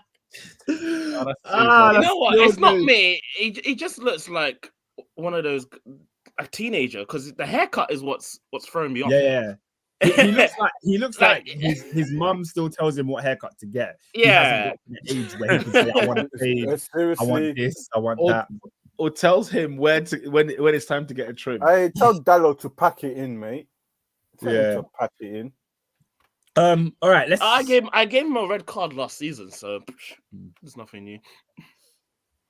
Yeah, you know what? I can't be bothered to watch this anymore. So let's get on to the rest of the pod.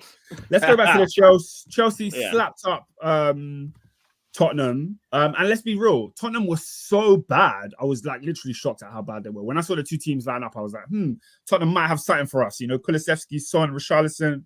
I'm not too trustworthy of Chelsea defensively in recent times. So I thought they were going to give us a hard game. They didn't. We slapped them up like comfortably. I'm going to get on to I want to talk about this later, but Lola's brought up the comment now, so I'm going to talk about it now.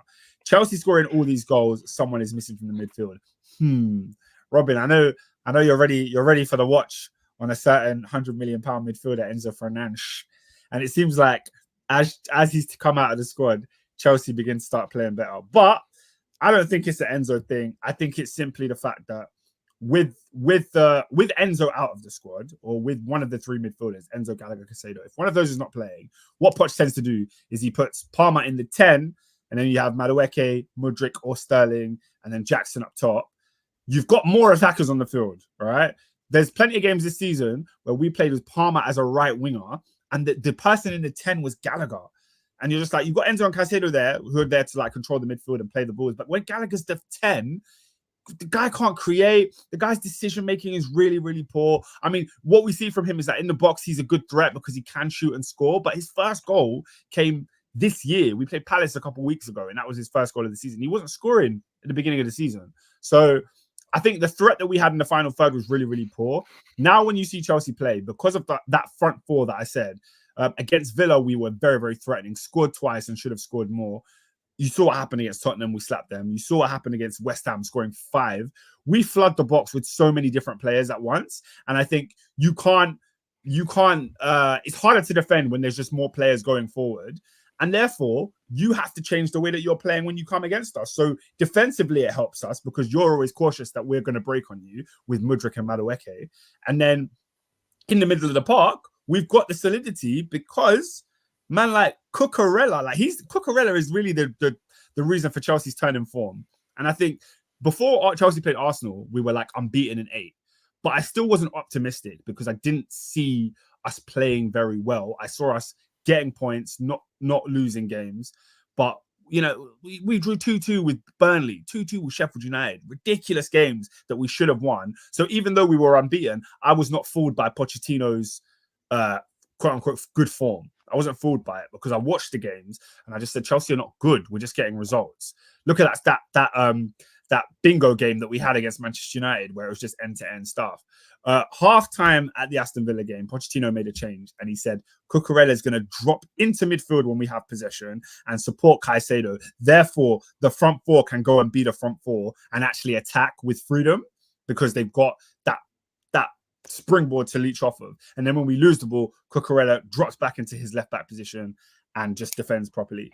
So I think that's the big turn in our fortunes recently. I think if you remember the Arsenal game where we played, we had Gallagher, Enzo, Caicedo in the middle. They won the ball. When they won it, they couldn't play out. There was nowhere to go. There was no avenues. You're waiting for a Jackson run or a Madueke one. When you've got one player as your outlet, you lose. You win the ball back and you're doomed to lose it against a good side because Arsenal have a better midfield than us. So we were just getting overrun. What we've done since then is really make it so that the numbers game is in our advantage. We press well when we're deep. We win the ball back. You've got runners going forward. Jackson's always on a run. Madueke, Mudryk, and we're utilizing those guys. And of course, obviously, Cole Palmer has been on the form that he's been on this season. 21 goals for him this year. So, yeah, like I'm happy with what I'm seeing now. It's annoying that it's taken to game week 34 for Pochettino to actually make a tactical switch that impresses me. But we're here. We're here. We've won. Are you? Is this the real Chelsea? I think we're seeing more players show their true potential of how good they are. Like the last couple of games, I've seen Cucurella perform like the person that we bought. Was he ever worth 60 million? Probably not. He's a fullback. But in terms of how good he was at Brighton, I've seen a good version of him in the last few games where he's been influential in our build-up and he's been so tenacious to get back and defend that it's just helped. And there was one moment because I was by the fans I was by the fan. Obviously, I was in the crowd for the Tottenham game, and I was by Cucurella's side as we were defending the second half. And there was one moment he makes an excellent block. He walks to get the ball from the crowd, and all the Chelsea fans are cheering him, singing his name like Cucurella. And he looked back, almost as if to say, "What, you don't rate me now?" Like almost as if to say, like, "You don't were dissing me like before. You didn't rate what I was on before, but now we're winning games. Now I'm playing all right. You don't rate me. Crazy." But yeah, I respect it though. I respect it. Chelsea playing well. Yeah, go on. And are you frustrated that it's taken this long, or is it one of those things where look, this stuff takes time to cook? It definitely takes time, but I think Pochettino should have figured this out a lot sooner. Like it. So Lola's saying stuff like, "I still personally don't rate Gallagher." I think Gallagher's an interesting player because he can be an asset to your team. Is he quality? No. Should he be a starter for Chelsea Football Club? No. He doesn't have the quality to start for a team like us. Does he have the quality to affect the game for us? I think that's pretty harsh. 1,000%. I think that's pretty harsh. I think Gallagher's actually a top player. He's a great player. However, where Chelsea need to be, it's not aligning. We need players with the quality. Yeah, go on. Sorry, the Enzo Fernandez thing, Yes. There's got to be something that you can try and work out where he can play in this side as well as still be good, right? And when Gallagher and Caicedo, it's a brilliant partnership. You know what I mean in the midfield. So it's one of them ones where it's just like Oh, are you live, Robin? Robin, you clapping? Yeah, it's 4. Hey! Unbelievable scenes, Jeff. Yes. Yes. Yeah. Oh my gosh. Selhurst Park is rocking people. Mm-hmm. Hey, United are dead, fam. Onana got buried, bro. Hey, no, I can't lie. At least they... Yeah, that's why I clapped. I was like, you know what? Fair play. Arsenal, I swear, if you lose to this side or draw to this side next Sunday, I will collapse. I'm telling you. Casemiro didn't know what he was doing. He loses the ball. Who's that man again? Yeah. Munoz again bullied him off. Oh, this Munoz guy is on said, get lost. Lays it off. Mateta, you know what I mean? It's just poor stuff. It's weak. What's Casemiro doing, bro? It's weak. And then it lays off to Elise. Elise, it near post. Right. It's unbelievable. Are we looking at Onana for that? I'm just saying it's near post. That's what I'm saying. It's a rocket. No, it's a rocket. It's straight down his throat. Straight down the middle of the goal, Peter. It's not even near post. Corner. Yeah, Onana should save that. In all honesty, Yeah, shout out to Glasner with the kind of the goose on the touchline. Hey, Glaz, Rob, huh? Frankfurt Glaz. Hey, Palace, don't let up, man. Keep your foot on their necks. Yeah, they're bringing on 5 and 6, man. 5 and 6. Shout out to Edward coming on. Is that Riedeveld? Bloody hell. Riedeveld, yeah. Should we going back to the Chelsea, or we got any more to say on Palace? You talk. I have nothing else to say, man. Pumped. Pete, you were going to say something about Enzo, no? Or you're talking about Gallagher? I just said that Gallagher and Caicedo looks like a partnership that's actually legit. And I think Gallagher's actually a very top player and can be a staple in this Chelsea side. Regardless of what Chelsea are trying to do, and even if they're trying to fight for, oh my God, sorry, Yeah, it just looked like it was going to be harem scarum. What are they playing at Man United? Honest, Amrabat, he's got to go, ref. He's got to go. No, he can't have just come on and get sent off. He's got to go. He can't have the referee thinking about it. Yellow card. The referee's thinking about it. Oh, the referee's bottled it. He's bottled it. Unless he gets the ball, let's have a look. He's slid in heavy. Oh my God! Oh my God, Oscar, the VAR. We've got to go to VAR. It's a treacherous challenge. It's an awful challenge. Goodness! Get him off the field. Referee! No, let me guess. VAR can't overturn it because it's a yellow card, isn't it? Is that what he's saying? Yes. Surely they can overturn it. I don't know. You can if it's a serious challenge. They can make something a straight red. If it's a serious challenge, you can make something a straight red. They won't make it. What is that? What's that then? If that isn't serious, then what is it? Glasner is furious. Of course he is.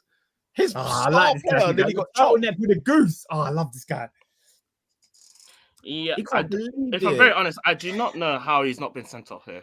It's I- a I- false. the Yes, ref- Casper, go run up on man, bro. The referee bottled Run it. up on man. Let's be clear. The referee bottled it. He's That's a bottled red it. card. That's Guys, a red card. Oscar, but your mates at VAR have bottled it and all. Because Yeah. say My the, mate. the referee's had a howler. He's had a stink. How was Amrabat on pitch? And guess what? How is Amrabat he blocks the pitch? free kick. Oh, player's advantage. Okay, excellent stuff. I mean, it's clearly an entertaining game. 4 goals so far, and decisive. Disallow goals and all those things.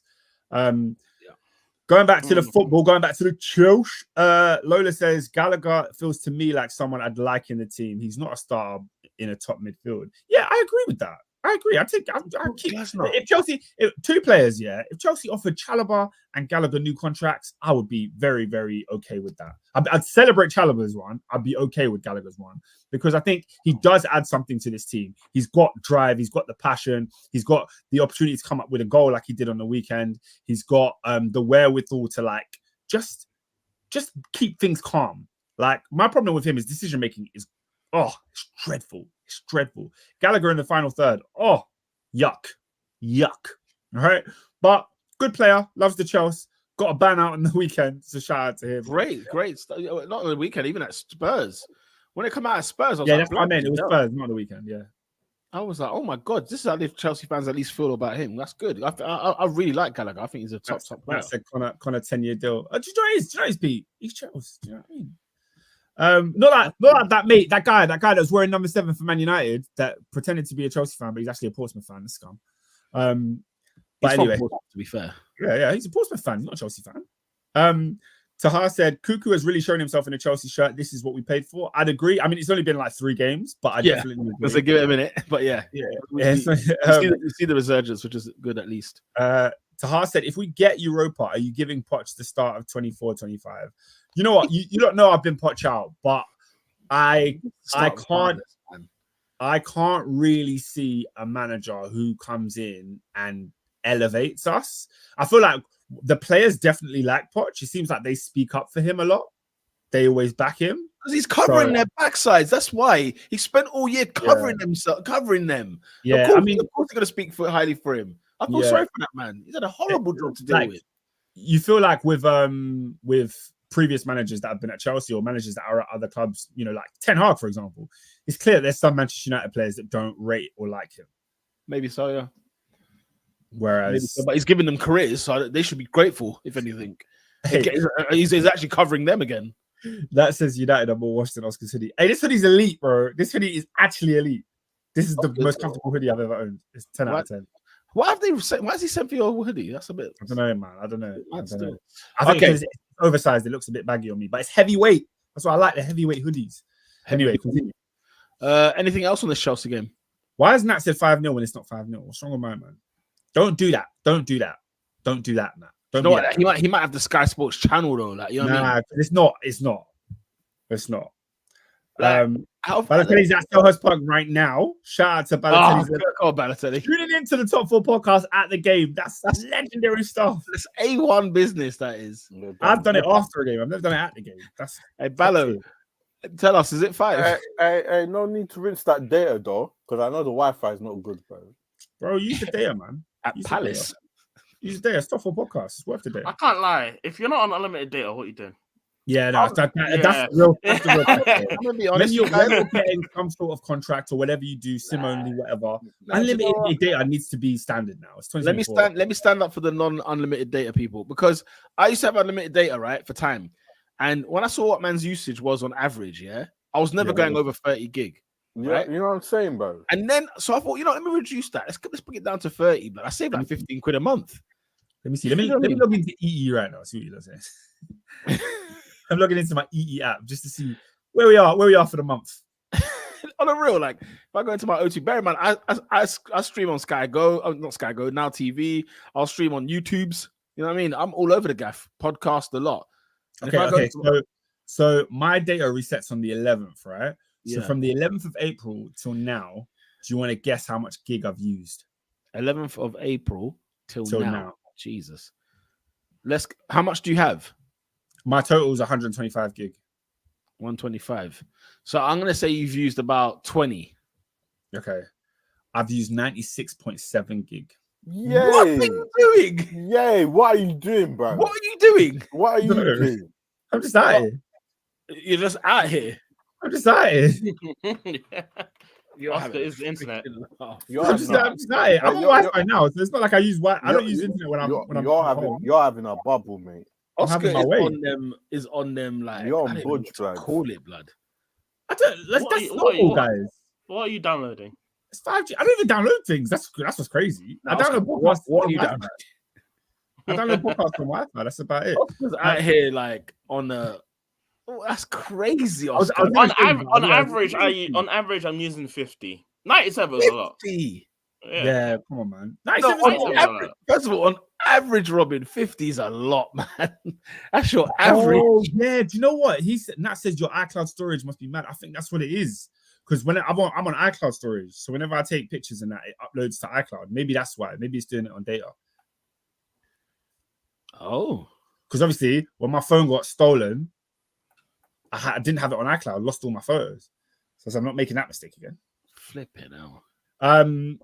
What was I going to say? Chelsea. Do you guys have any questions on Chelsea? Obviously, we won 5-0 on the weekend. Listen, Poch has to stay. He's doing an incredible job at Chelsea. When you consider what's going on at Chelsea, what you have at your plate, what you have at your disposal, what he needs to do though, sign some men in the summer. Sign people over 25 in the summer. That's what he needs to do. Sign some actual men. Because with Thiago going out one way, he's got a bunch of kids from frigging secondary school at the minute who can be very hot one day, be very cold the next day, can have a little faff around on the pitch when they're winning 6-0 against Everton, right? They beat West Ham 5-0, which is very, very impressive. Have I read today as well? I think, Robin, you put it in the group chat. Mr. David Moyes will not be West Ham manager come the he's getting replaced by Lopetegui. That's a shame. That's a shame. David Moyes has done a work of 11 men. Why would you do that? Huh? It's end of his contract. I get that. I get why he's leaving, and I get why they're getting Lopetegui in. All that makes sense. I just don't understand. We were talking about Chelsea, and you brought up David Moyes leaving West Ham because you played West Ham. All right, we'll get fine. All right, we'll go back. All right. What I'm saying is, Poch has done a tremendous job. If Chelsea get in the Europa League places, finishing above Man United, fair frigging play to him. Fair flipping play. I know some people predicted them top 4 this year because they thought Poch in, bare new kids in there, bare talent, rare. But obviously, as you know, it doesn't just work like that. So you know, I think with Chelsea, let's see. Because what are your remaining 2 games, Oscar, or 3 games? We have Brighton. Goodness me, I've forgotten. Our last game is against Bournemouth, but there's someone in between that. We've got Forest. Next week we've got Forest away. At the City, Oscar, you going? Huh? You going? No, I'm not. What are you doing? Oh, do you know what? I was gonna go, but none of my boys are going, so there's no point. Like, Oscar, why do you need your boys, bro? I got on my ones, blood. Are you mad? I'm not really on that. Come on. An away day on your ones. The ground, the mist from the train. Oh no, away day on your ones is funny. If it was in London, I would go to an away game on my ones. But I'm not doing that. I'm not going to Nottingham on my own. Oscar, it's a great stadium, great atmosphere. That's not why I enjoy away days. I enjoy it for the company, I'll be honest.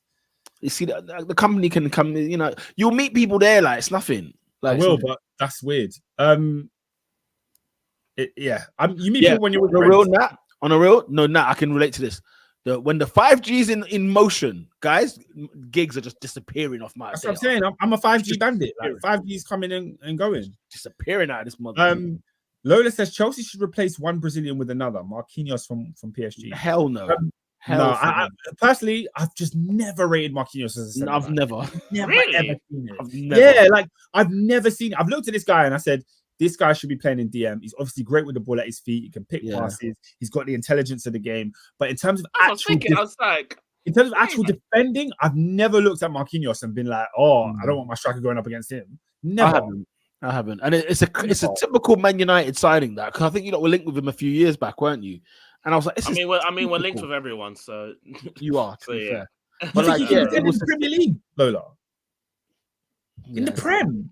I like Marquinhos personally. Like at Man City, it might work purely because Like they got all the ball, they got all the control, whatever.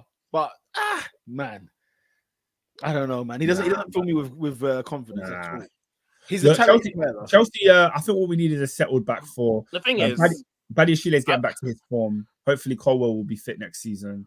I'll take Marquinhos over what I'm seeing right now. So, for me, what we need to figure out is, can Wesley Fofana play football? Like, is he a footballer still, or is he just? He should maybe become a YouTuber. I don't know, because if that guy's fit, then my 4 centre backs for next season would be Fofana, Badiashile, Disasi, Colwell, and then Chalobah is the 5th. That would be my 5.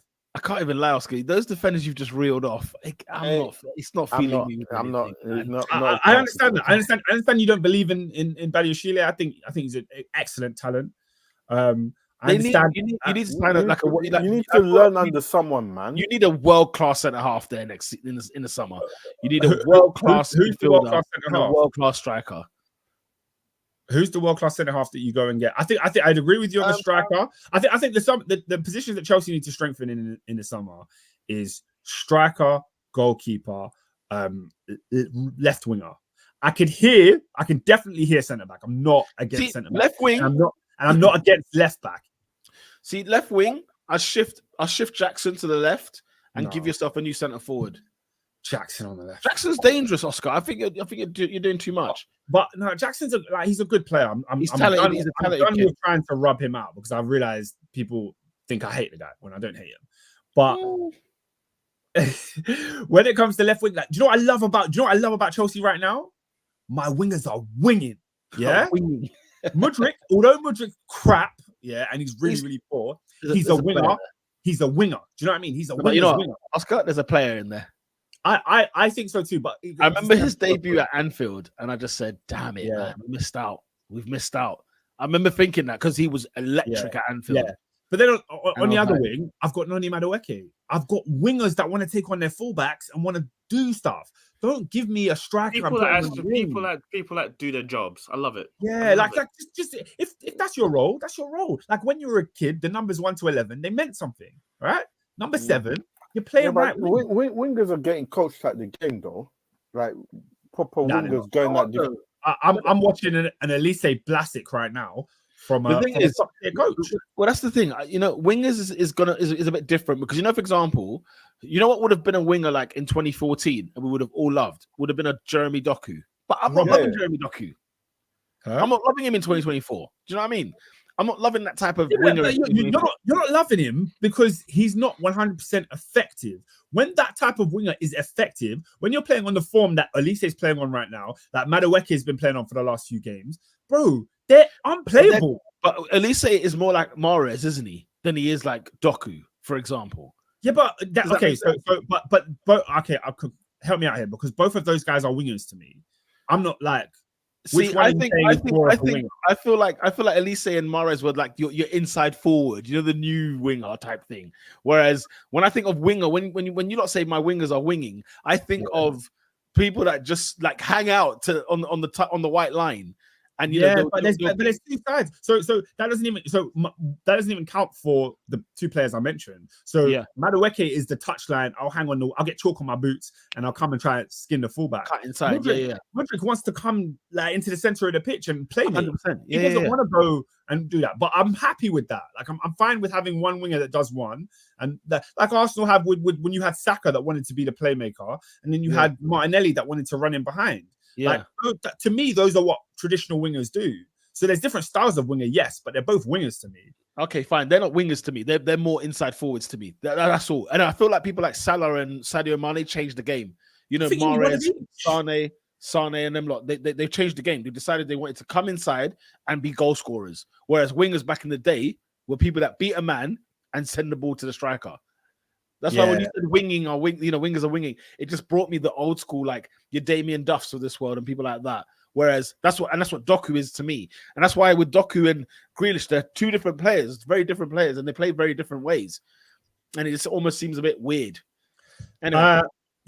I think there's there's options for players to be brought in there. Lola said there's a player in there in the sense that he'd be a fine bench option, but Noni is way better. I mean, I think she's talking about Mudryk there. I think Mudryk and Noni play different positions. So yeah, Mudryk on the left, Noni on the right. Yeah, but Mudryk, I think is I think he's good. I think Mudryk is a player there, man. There is. What? Hey, Pete, what about Martinelli though? Yeah, good question. Taha says Martinelli's drop off. Yeah. What's happened? Or is it just injuries that's just same could be said for Jesus. I think Martinelli this season, like because of how good he was last year, I think there was a lot of attention to him at the start of the season. And then there was a bit of there is that injury as well, but also he hasn't had the run of games. You know what I mean? He hasn't had 10 games in a row where we can all judge it and say what's gone on with Martinelli. You know, keeps getting some. Instead, Trossard's coming in. I think Trossard's got like 15 goals this season. It's ridiculous. Like Trossard's come in and actually just been so good. You know, I think I think there's injuries. I think people sussed out Martinelli was so dangerous for us last year. Teams have obviously tried to double up on him. They're still giving him space, bro. We haven't given him space, but also like a lot's changed. You know what I mean? He was injured for some time as well, and also like I just think, he needs if we gave him 10 runs in a row, you know, it'll be different. How can someone tweet? Let me hear you say any hoes. Hey, that's funny. No friggin' way. I'm dropping that. Ten Hag needs to get sacked, bro. I'm telling you. 1 hog, 2 hog, 3 hog, 4 hog, 5 hog, 6 hog, 7 hog, 8 hog, 9 hog, 10 hog, 10 hog. Good times, man. Good friggin' times. Oh, yeah. My hooks, man. Hook it to my veins. You say hooked, it's 8 minutes. Do you want to know a stat that I've just read? Ineffective. I've got stats for you. Stats for them? The number is 81. Up to Joe. Manchester United have conceded 81 goals in all competitions this season. What? The most in the single campaign since 1976-1977 season. Say that stat again. 81 goals in all comps we have conceded. No, guys, think about this. No, this is crazy. Think about this. Mm-hmm. Think about this. Because Sheffield United have just conceded 100 goals in the league. United have conceded 81 goals this season. In all comps. Oh my Lord, in all comps. And you still got to play Arsenal in them, man. Hey! Wait, is that with the fourth goal? The fourth goal is the 81st. With the fourth goal, it's the 81st goal. Hey, come on, man. Mitchell, give me something. Give me 82.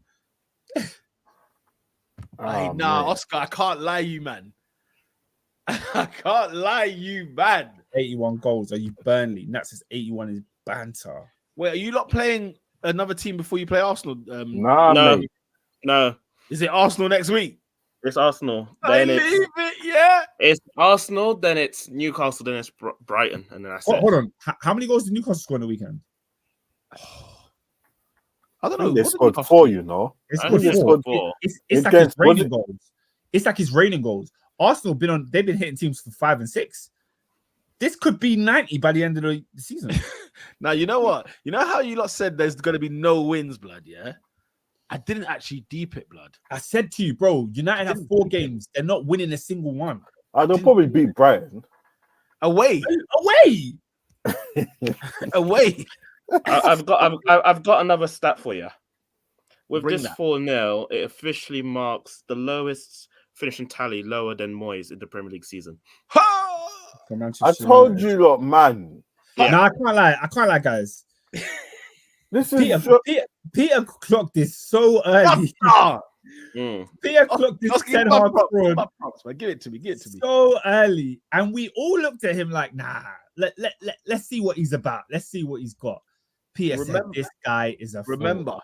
Remember why as well, though. Why? Remember why as well, because it came after the 6-3 at the Etihad, yeah. And after he'd received 4 at Brentford, yeah, he got beat at home at Brighton, and I thought, you know what, this man ain't cut out to do the Man United job. He's not cut out for it.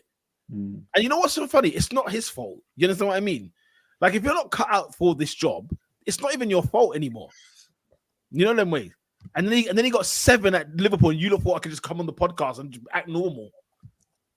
He ate 7 at their biggest rival. He ate 7. Went out there with a whimper. They then conceded. Was it 3 or 4? What was the score at Old Trafford, Rabina, that year? Was it? Did you lose 3 or 4-0? Was it 4-0 at Old Trafford? In the first season, no, we beat Liverpool. That was our first win. That we against Liverpool, we had Liverpool third. We beat them 2-1. What did you not lose to them at Anfield at Old Trafford then under Ten Hag? No, okay. That was our first game because that's when Sancho scored. So who was the manager when you got beat like 4 or 5 when Pogba got sent off? Who was the manager then? That was Solskjaer. Solskjaer. Oh, wow. Yeah. Oh, that's when he got sacked. Of course, yeah. He got sacked. Yeah. Anyway, Muller said, if Chelsea finish above United, I don't know if we'll involved. Let me tell you this now for free. Chelsea will finish above Manchester United this season. Yeah. Hit first. Yeah, it's not a thing because Chelsea just it's one of those ones. I'm just looking at this and I'm just like, Nat says the 4-0 was right. You really should be fired at this game, but he won't. Needs to go, blood. No, but he won't. That's the thing. You need to deep it. Hey. They're losing 4-0 to Palace, blood. Hey, that journey home is long, bro. They held 3 at home to Brighton this season, right? 3 at home to Fulham. We were 3-0 up to Coventry, and they came back and nearly won the game. I wish they won. Man. Come on. I wish they won. Spirit of 87. This guy. The thing is, they would have got absolutely pumped by Man City in a final. It would have been like 6 and 7. It would have not been nice. It would have not been nice. Anyway, I think United will at least give them a game at Wembley. Boy. Yeah, and then Palace. Will they? Come on. Big man. Play him weekly, bro. Anyway, young boy. Yeah. Come on. Let's move on. Let's move on. Anything else on Chelsea before we switch over? No. Just happy with how it's going at the moment. Yeah, nothing Yeah, man. Looks like it's a good end to the season for Chelsea so far. Liverpool again should be 5. Yeah, we're watching. To be fair, I don't know why it's 6 minutes. There was no need. Like, well, subs, goals. I mean, you got to add the minutes. You got to add 6. What do you mean? 6. We're trying to see 82. What do you mean? Like, the game's done. Yeah, we're trying to see 8. Hey, Casemiro, blood. Right. But David, it's not his fault. Why is he at centre half? They put the camera on him for a bit there. I looked at him. I said, it's not his fault, man. Sorry. The poor bloke, he's sitting there with Johnny Evans at centre half. Like, if you want me to play centre half and do a job for you, give me a decent defender to defend with. And guys, look at Casemiro's career. Look at the clubs he's played for. Look at the country he comes from. He's never seen cold weather in May before. He's never seen it. He doesn't know this. Even the clearance was just a sorry excuse for a leg. He's used to having a Corona with the lime at this time of the year. With the lime, exactly. And not playing at centre, playing next to Modric and Toni Kroos. You know what I mean? Evans at centre half. And then behind me, at least I got the Real Madrid Varane. That's the Champions League. I'm sorry. There's no way you can tell me Michael Elise is watching this game and going, "Yeah, I want to join United." He would be a fool. You're dumb. He'd be a fool to go to Man United. He'd be a fool. Come join the Arsenal, mate. But then, you know what? Actually, no, guys. You know what? We're being harsh. He's at Palace. So levels, Oscar. If you was playing at Palace, people would join. If you was playing at Palace, and you're telling me, "Hey, Peter, United offering me a deal." Or, I might be able to go elsewhere, whatever. You might have to, see what the transfer market is. I'm sorry. If United put that bid on the table, you get yourself to Carrington now. You get yourself to Carrington right now. If you think like that, then you're not playing the long game. This guy was at Reading, DMing girls saying, I'm going to be in the Prem soon. Guess what? Man moved to Palace the next season, yeah? Then, he's in demand. Chelsea would happily put in a bid for him. He could go abroad. This guy didn't pick to play for England, by the way. Grew up in England his whole life. Said, "But now I'm playing for France." He's a kid that's got a brain. He's not like okay, but Oscar, there could be another Zaha there. Okay, where he doesn't get that move. He could be another Zaha, and he gets to move to United, and it flops. I knew he was going to say that. So, but my point is, Alcantara. after that flop move, right, it wasn't really his fault. He never got a gig again. He never got a gig again. He's at Galatasaray. So Pete, he's one of the most promising wingers in the league right now in terms of a young player. It's very, very exciting, taking on players, scoring goals. Can we talk about another player who did that? Let's talk about Mr. Jadon Sancho, who put in a fantastic performance in the Champions League semi-final this week. Had an excellent spell in Borussia Dortmund, where he was lighting up Champions League games, lighting up the Bundesliga. He makes that move to Manchester United, and it was career suicide. It was the worst decision he's ever made. Oscar, you're Michael Elise, right? And this summer, you only get one bid coming for you this summer, and it's Man United. Do you take it or do you stay at Palace? I have got a ticket, and the ticket is on the Glasner train, and I'm staying on it. Wow. So before we give Sancho the props, because a lot of people love to just say he's doing amazing. And I saw some stats that he said he scored 18 goals. Can we give the props first and then you give the caveat? Why are you going to rub it up? But there is no prop to give because the stats that people were throwing out that he was saying that he's got 18 goals and assists since he moved back to Borussia Dortmund. I said, excuse me, let's hold it down. He's only got 3 assists and 1 goal. Yes, he put on a decent performance against PSG. Well done. Have you seen the rest of his games for Dortmund? No, because you know me, I watch the players that we loan out, and a lot of people they see that they only have tinted lenses. They only see certain parts. Relax about Jadon Sancho. No, but it's done okay. Do you know why it's not relaxed? Because a lot of people are gonna be he did wrong. Well, he kind of did this for Manchester United. Guess what? If he comes back to Manchester United, he's going to put on the same nonsense that he does there.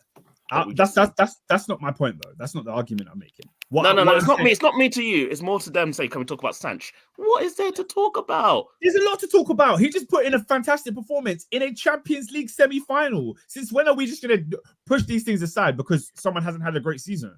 Look, we know he hasn't had a great season. He's in a position he's in. You know, he wouldn't have got loaned out at United if he was playing well. And at Dortmund, he hasn't lit up trees at Dortmund. We haven't really spoken about him at Dortmund. But the fact of the matter is this. There is quality within that player, and it was on show on a big-time game. Lights are on against PSG in a Champions League semi-final. He was the best player on the pitch. That's great, but people were like lauding it like he was doing it since January. And I said, guys, we're in May. But what's going on here? This is one performance. No. I hear that. No, I'm glad you said this one performance. Like people saying, like Taha said, let's talk about Sanch. I said, what is there to talk about? Let's talk about the performance you put in this week. What do you mean? Well, like I said, well done. What have you done all season? Yeah, I hear you. What have you done all season? Because if we're gonna do 1 games, we can speak about a bag of man. We can. And we will. We can speak about a bag of man. And we will. And when we talk about player of the week, we talk about the players that played well that week. It don't mean they had a great season. It just means that week. Okay, if you want to sign them, fair enough. No, because I'm pretty sure someone asked me earlier. Oh no, it wasn't on this space. It wasn't on here. It was on Twitter space. Someone asked me if I take Sancho at Chelsea. I said no, because he's descended beyond the point where I can trust him to put in consistent performances. How can I be a hater? No, Taha, how can I be a hater of my own player? You're a hater because he had a great performance in midweek, and you're not allowing us to speak about it without mentioning all the bad stuff. That's not hate. That is no, hate. It's not hate. What it is reality, because a lot of people would literally, Sky Sports News and BT, they did think pieces on this game, as they should. I'm as they should. If any of these players that do now would do think pieces. Are you telling me when they said, Dortmund should spend a lot of this money on this, but they should spend like 60 million? Does Dortmund have 60 million? I don't think so. It's just like, it's what I'm getting annoyed at. It's the overhype. It's like, I think what's got people in the comments annoyed is your choice of words, decent. Lola says it was not decent, it was world class. Taha says saying decent is pure hating. Nat said decent, you're smoking bath salts. So I think that's why everyone's like, you're dampening his performance. It wasn't decent. It was an elite performance. I mean, they showed their stat of his take-ons in a Champions League semi-final. And the top 5 take-ons ever, 4 of them are Neymar, and Sancho's third on the list. He's the only one that makes the list outside of Neymar. You know, Guys, that's the kind of players that we have to watch. Go on, Pete. Can I stop you for 2 seconds? I just want to give a shout out to Manchester United's away support today. Let me tell you. So the players have all gone on. The United players have gone on to the away end, right? So obviously applaud the fans. But the United fans are in full song. Yeah, they are to the point where some of the United players are standing there like in shock, like kind of like, you know, Dalot looked like somebody who's like, what is this football club? I don't even like. I feel like I've learned something new, right? And they've all the players have gone over there. They're all standing there in awe of the fans, because the fans, nothing but like, you know, you're seeing them like this, you know, giving the chanting, you know, clapping, you know, whatever, probably singing UNITED, or you know, we love United, we do. It's probably some of those songs there. It is actually pretty. I'm so amazed by it, and I've got to give props where props are due. Manchester United's away support, and you know, they never really boo their players anyway or anything like that, but that is phenomenal. When you got pumped at Palace, absolutely dressed. When we got pumped at Palace losing 3-1, we sang "You Weren't Fit to Wear the Shirt." Okay, these United fans, I mean, they've had a frigging long haul to come from Manchester on Monday night, right? I think honestly, mate, it's unbelievable. Credit to Man United fans. I think they're also aware that like these players are going to get battered in the media for the next 7 days. They're going to get absolutely slaughtered. So is Ten Hag going to get absolutely flogged.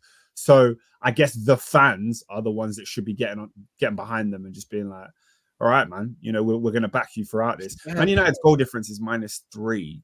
They're the only team in the top 8 who have a minus goal difference. Fair frigging play. That United away support, mate, that's blown me away. I'm not going to lie. That is fantastic. I've long said this. United have one of the best away support in the country. Every ground they go to, Oscar, hear them loud and clear. They're definitely up there with the top 2-3 loudest away ends I've ever heard of, right? Yeah. But your team got bummed, blood. But I think wait there. At Palace, 4-0. Palace have a clean sheet. They scored 4 goals with no reply. This is by far, if not, Robin could definitely have a say here where he's seen worse. It's the worst team. performance I've seen in this United team. Yeah, it was awful. But Oscar, they are in like, it was full. It was full on. Yeah, but Pete, do you remember when you lot slapped us at the Emirates last season, and the second half, Chelsea fans were just singing the whole second half, because it comes to a point where it's like, we know we've lost, we may as well try and have a good time. We were just thinking about Solomon Kalou for like an hour. Like, you get to that point where you're defeated. I hear it.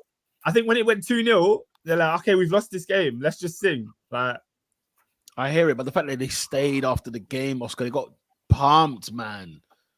That journey home, man. You're not getting home. They got pumped, man. You're not getting home till 3 They got nowhere to go. Don't get me wrong, they got nowhere to go, but flipping hell. Tremendous scenes, Jeff. Right, Oscar, let's move on. I think this is our final position, if I'm very honest. I think we finish 8th. You'll get Europa League Conference then. No, 8th even doesn't get that 7th. Shall I tell you why you get there? Shall I tell you why? No, if City win, it goes to the league. Yeah, then it's the 7th place. No, it's already on 7. No, it's not. Because Liverpool won the League Cup, man. Liverpool won the League Cup. So when Liverpool won the League Cup, so it goes to 6th. Remember? No, it went to 7th. No, remember how it goes. It's 1, 2, 3, 4, 5. That are We're not getting Champions League. So fourth and Europa. No, 4th and is the Champions League. 5th and FA Cup is Europa. The FA Cup only goes to the 6th place team if the FA Cup winner goes to the Champions League. But the League Cup winner, bro, because the League Cup, the League Cup winner goes to 6th. It automatically goes to 6th. Remember, because if the FA Cup winner finishes outside the top 7th, guess what? It's the FA Cup winner and 5th place. The final year for so it goes 6th. Okay, so say Palace won the League Cup. Where do they go? So if Palace win the League Cup, then they're going to the conference. 5th is Europa, and 6th is nothing. So we only get one conference slot. One. But how when we had how many? But we So had three. You get four. We had three Europa League slots this year. Each country has 7 slots. The only way you can get 8 is if you win the Europa and the Champions League from the same coefficient. Each country has 7. 4 of them, Champions League. 2 of them are Europa, and 1 is conference. And West Ham won the conference, innit? Yeah. So West Ham won the conference. They got in the Europa League. That I understand. Yeah. I think so that's why it's 8. That's why it's 8 this season. The only way you can get more is if you win the competition. So the only way 7th gets Conference League is if City win and Liverpool. Win. Yeah. Well, Liverpool have won. So if City win. So City win, that's when 7th is conference. If not, 6th is conference. So who's 7th now? Chelsea. Chelsea. Yeah. So okay, so in the position we're in now, we're in Europe then. Yeah, you're currently in Europe right now. I thought it goes down to 8th because I thought no. It's only 6. I guess lot is in the league. The only way possible is if we had Europa and Champions League. Europa League is just we only get 1 Europa League place. That's right. You get 2. You get 2. How? So what's the 2? 5th and FA Cup. 5th and FA Cup. Yeah, but if City win the FA Cup, then it's 5th and 6th, and then 7th go to conference. Oh, okay. Yeah. So because I'm operating under the assumption that Man City will win the FA Cup. Sorry, Robin. I just don't see any other option. That's fine. By that metric, 6th would be Europa League, and then 7th would be Conference League. Yes, if City win. But if United win, 7th is nothing, 6th is conference, and 5th is Europa League. I'm excited, boys. I'm excited. Get me in the Europa League. Oscar, wouldn't you rather Europa Conference? No, I'd want Europa League. Because your conference you'd win. Europa League is not that easy. We'd win Europa League. Next season, guys. Careful what you wish for, man.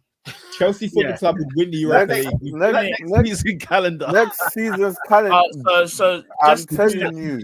Just to give you an update. Remember how I said that Europa League and Champions League have 2 extra games in January. Conference doesn't. It's only 6 games in the conference, not 8. Don't care. Still the same thing. I don't think Chelsea win the Europa League next season. No way. Of course, no way. We win if it's not Champions League. I think Chelsea can win a Europa League. We win every European competition we're in. How do we not win the Europa League? How? Because there's some good teams. There's some good teams in the Europa League, bro. Not really. Oh, do me a favor. Not really. Guys, like you look at what Villa's getting that pump action at the minute by Olympiacos. We'd slap Olympiacos. Would you slap Villa? Yeah. I mean, you know what I'm saying? You ain't beating Villa this season. We're unbeaten in the Europa League, lad. All right, Scouse Taha. I mean, Chelsea Football Club. Guys, play games. Look at the Europa League semi-finals now. Look at them now. Yeah. Look at them now. You ain't beating Leverkusen. You ain't beating Leverkusen. Get out of here. Get out. You're not beating Leverkusen this year. Get out of here. This is maybe get out of here. Maybe not Leverkusen. You ain't beating Roma. Turn it in. We'd slap Roma. We'd slap Roma. We would slap Roma. You ain't beating Roma. We would slap Roma. Wait, and Villa's in the Conference League, aren't they? Yes. No, not anymore. Not anymore. No. I'm saying in the European competition they're in now. Is it the conference? It's league, ain't it? No, conference. So imagine. It's conference. Okay. Yeah. So imagine, David, in the Conference League we've had Lille, Olympiacos, Ajax. Nah. These teams don't scare me. Like Leverkusen, they're not dibby though. Atlanta, Marseille. Atalanta pump Liverpool. What are you talking about? Atalanta. What? We ain't them, man. This is Chelsea in Europe. You're not deep in it, bro. We go in the Europa League. Liverpool have 6 Champions Leagues. They don't. How many Europa Leagues they got? I don't know. Answer me that, because Jurgen's doing a parade. He ain't more never than yours. More than you lot. Europa League. Yeah, Oscar. They've won the UEFA Cup under Gerard Houllier. They won the Europa League. Did Klopp not win the Europa League? No, he went to the final. No, he didn't. He went to the final. Nope, he lost. That's what I'm trying to tell you guys. All right. What He's year got a was that? Champions League, blood. Huh? He's got a Champions League, man. I like it, man. No, I'm not hating on Klopp. I'm just saying Chelsea in the flipping Europa. Come on, man. No, Oscar, you're not winning the Europa League, mate. I'm What's sorry. that, the Europa League? Listen to what Logan We'll was see. saying. We're going to Now see and that. this season aren't the same thing.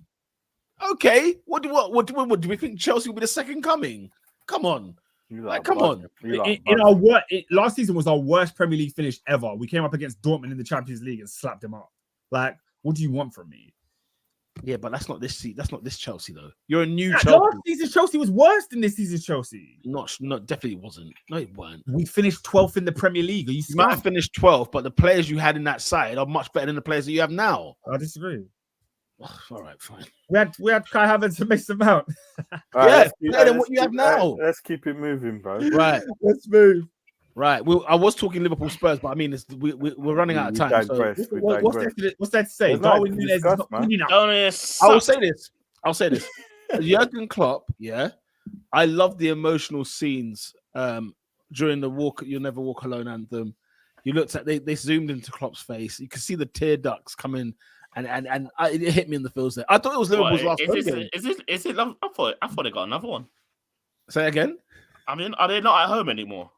No, they are. But the thing, I was checking. I was like, "Is this their last home game?" Because it was like a proper thing, and I was like, "They just tried to make it special." Yeah, but guess what? Guess what? Do you know who does walk alone? Darwin Núñez. Guys, they won 4-2, man. Man is AD. Where is AD, man? AD needs to come and cook his boy. But listen, AD has let me down. It wants nothing to do with Liverpool. I can't lie. That's the sassiest move I've ever seen. 3 games left in the season, and you've removed every Liverpool post from your Instagram.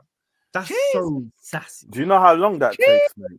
Yeah, that's 2 years of posts. Wait, has anyone verified it? Has anyone gone on his actual Instagram and verified? Oh yeah, it's there. You can go. Because I saw it on Twitter. I didn't actually check.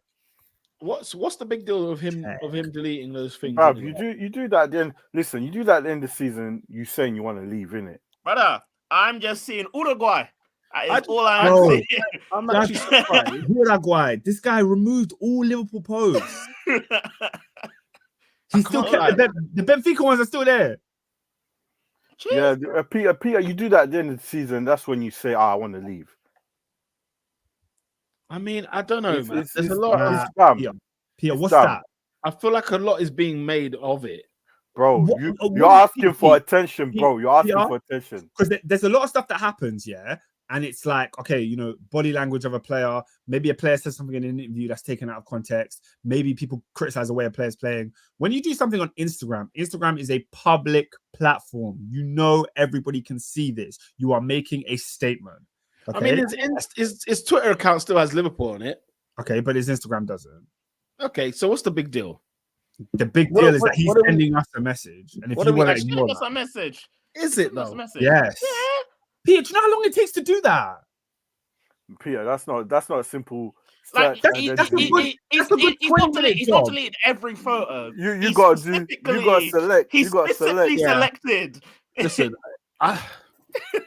that's a good. No, my thing is, I'm just surprised at how much of it is news. By the way, can I tell you how repug Crystal Palace's kit is? Because we got a close up of Eberechi Eze, and I didn't realize it's got like the Spider-Man print on the kit. It's got patterns. I think that's the stadium. I don't think it's that bad, Pete. It looks like Spider-Man. I've never liked Palace's colors. I think they're hard colors to like. Yeah. But they've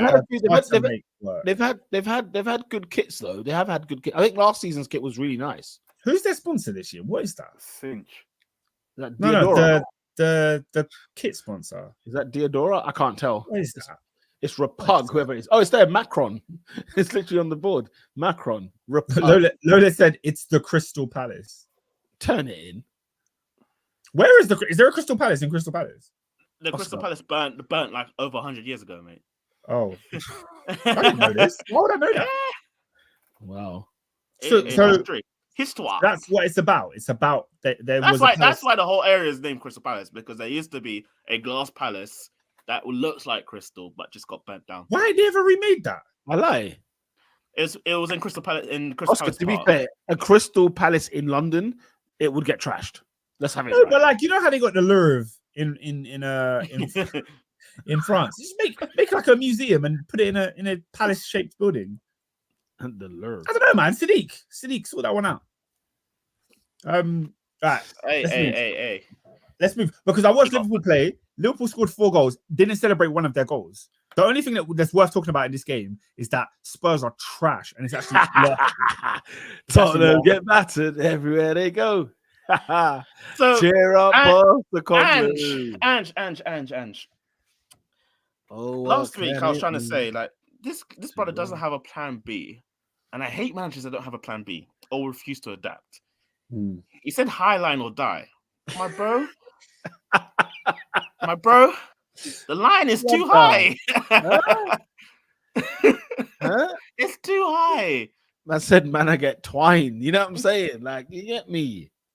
Like what? No, screw Listen, you. I think he's a good coach. Flowers on this one. I'm waiting for you to give me my flowers on this one again. No, because I'm not there yet. I think he's a good coach. I don't think he's a great coach. I think he's a good coach. But what's he coached? Annoying? What's he coached? He's coached the high line. Don't tell me he coached the high line, and the high line got found out. Robin. Found out. Robin. Listen to me. August, September, October. We can talk about the high line. We can talk about that. You can talk about the handball. I'm loving Ange instead. We can talk about all that nonsense. I said the same things you lot will love about Ange, you will not like about Ange come the end of the season. Where are we? I hear that.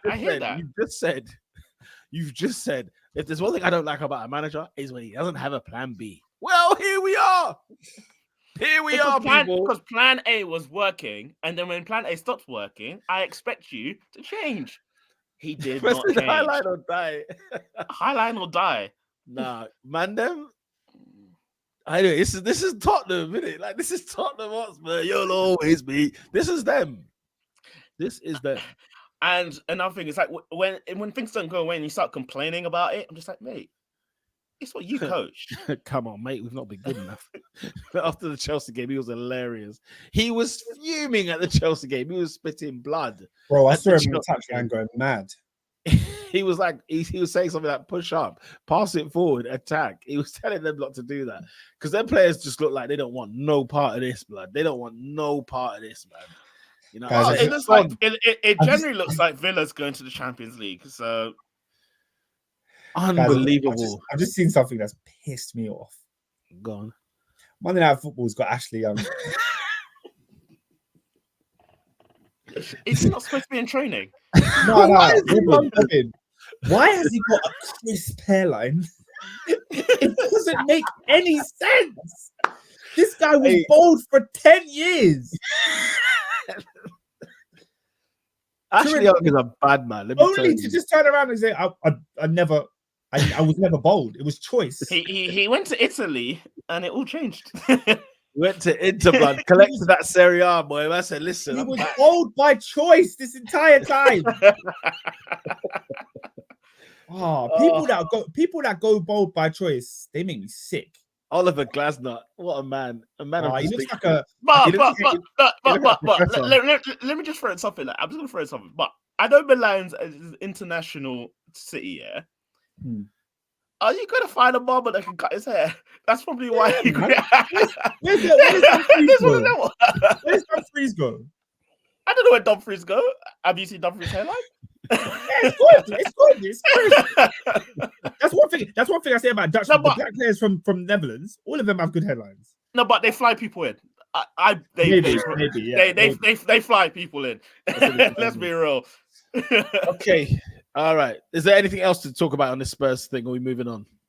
I'm happy to move on. Man, the only thing to talk about was Darwin. I'm happy to move on. If they lose to City, then if they win against City, Oscar, I'm telling you, mate, it is written in the stars. Although I did see a tweet the other day that made me think.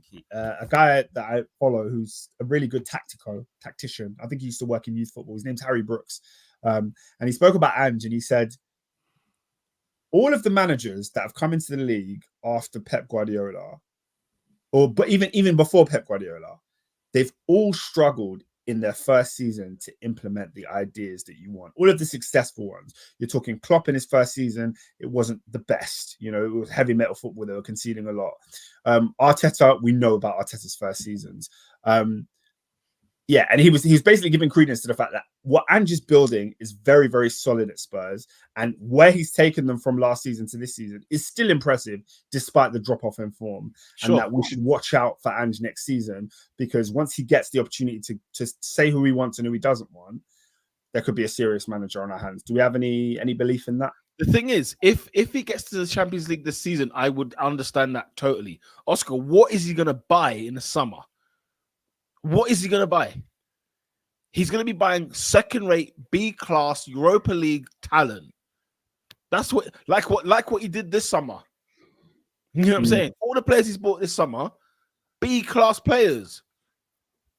And I can't imagine he's going to go get a worldie. You call it Maddison a B-class player? He's B at the moment. Robin, he's done nothing. Think about it. We like the talent. We like a talent, yeah? We like the talent. That's crazy. That's crazy. It's not crazy. I can't lie. It's a little crazy. It's not crazy. You just don't want to hear it. Guys, remember for years at Leicester City, hiding. For years, he hid. He didn't hide. He didn't hide. He was a top player for them. He was a top player for them. He was a top player for them, but he hid on multiple occasions at Leicester. Look, they didn't achieve anything.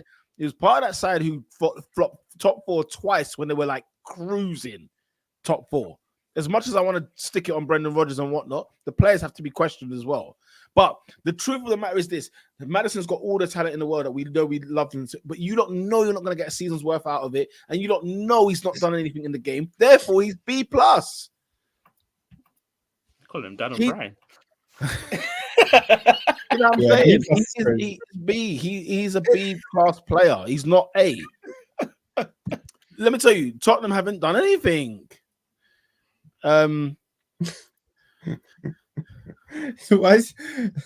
says, Oscar, I don't believe it causes. I don't believe it with. Does that sentence make sense, or am I just reading it wrong? I don't believe it. It causes with others. They have defensive principles they are trying to implement, but just needed time. Star was flatly admitted to not coaching them to defend. He's calling Ange Stavros Flatley. Do you not remember Stavros Flatley? No, what's that? Who's that? You guys don't remember Stavros Flatley? No. Oh, I've got to share screen. It's the only way. It's the only way.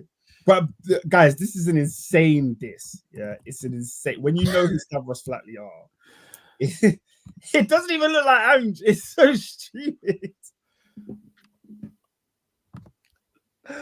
Oh my gosh, I can't believe that bumper wall. So this is Stavros Flatley. Do you remember these guys from? Do you remember these, man? Oh my god, I do. The father and son. Yeah. Why would that be Ange? I don't understand. Oscar Postecoglou, he can't just be Australian. He's clearly from the Greek islands. Stavros Flatley. Or is that Daniel Levy? I don't even know what that is. Goodness me. Yeah. Oh, I remember that, Don. Oh, what can it mean to See, that's stupid British context that no one from any other country would understand that reference. Hey, he's friggin' what's my man from friggin' Home and Away? What's his name? Madders is brilliant, but he does this every season. A couple of months boiling, injured, asked in the second half of the season. He's done it many times to put him above B plus player. Yeah, he's a B plus player, but what? Tottenham going to get A-star world class players? No, they're not. Well, this is it. So that's hence why I'm saying to your comment about, watch what Ange will do. I'm saying that the players won't come. So, it's all of that. You get me now? You know what I'm saying? Leicester fans were saying this ages. He doesn't show up when he's needed. Maddison never shows up when it's needed. Business end of a season, I don't see Madders. You know what I mean? He calls himself Madders on Twitter as well. Waste. Madders 10. Why is that waste? Why is that waste? Do something. That's his nickname. Do something, man. You call yourself Pete on pole. What are you sliding on? Peter. I call myself Peter on pole. I'm in pole position, rude boy. Peter on pole is crazy. When I'm talking about Formula One, guess what? I'm on the starting line. I'm first in place. Out of context, that could mean anything. Peter on pole. It's not on a pole, is it? Like these jabronis will have you believe. It's on pole. Yeah? Pole. Anyway, guys, let's get your goal of the week. Don't get mad for his name. Do something to earn it. You gotta earn it.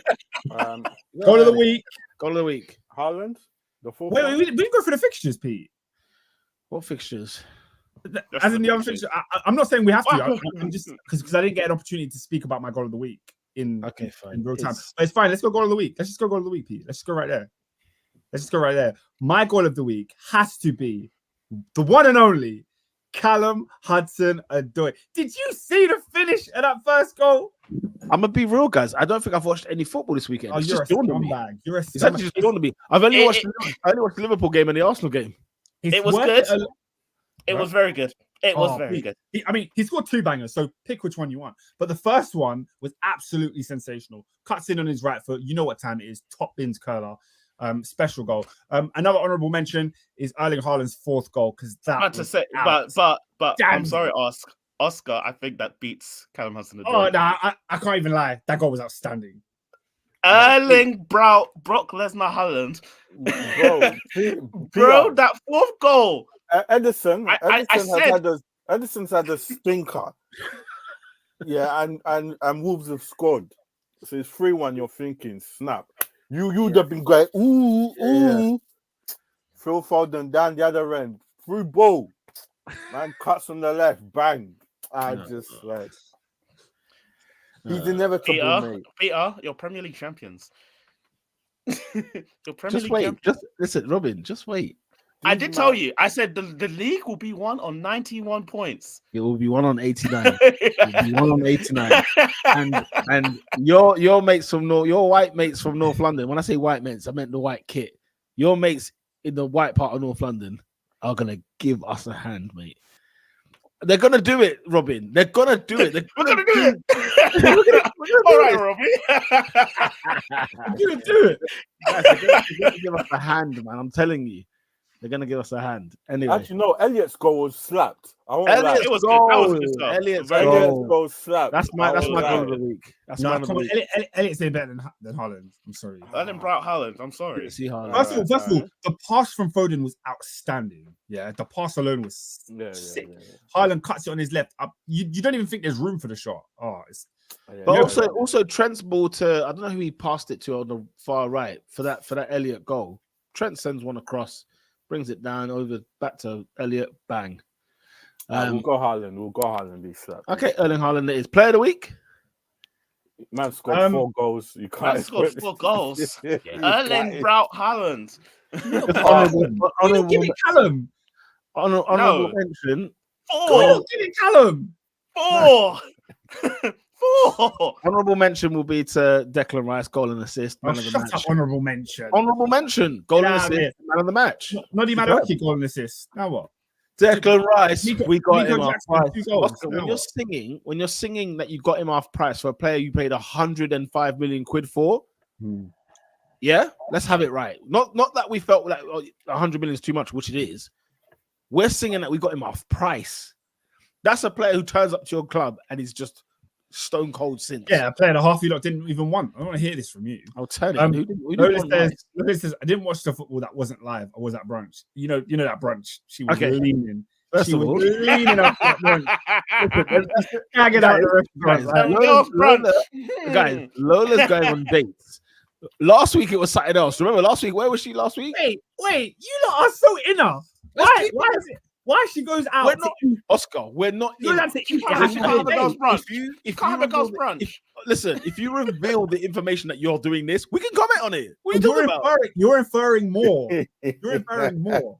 I'm saying she went brunch. She was on the head of the restaurant with her. Lola loves football, right? Lola loves football. She said, "You know what? If it's not live, I'm not there. Why? Because I'm at a brunch. Just a brunch." You in your bedroom? Get out of here. Yeah, if this was a Saturday and you're going for brunch, we know that the hours of brunch, right?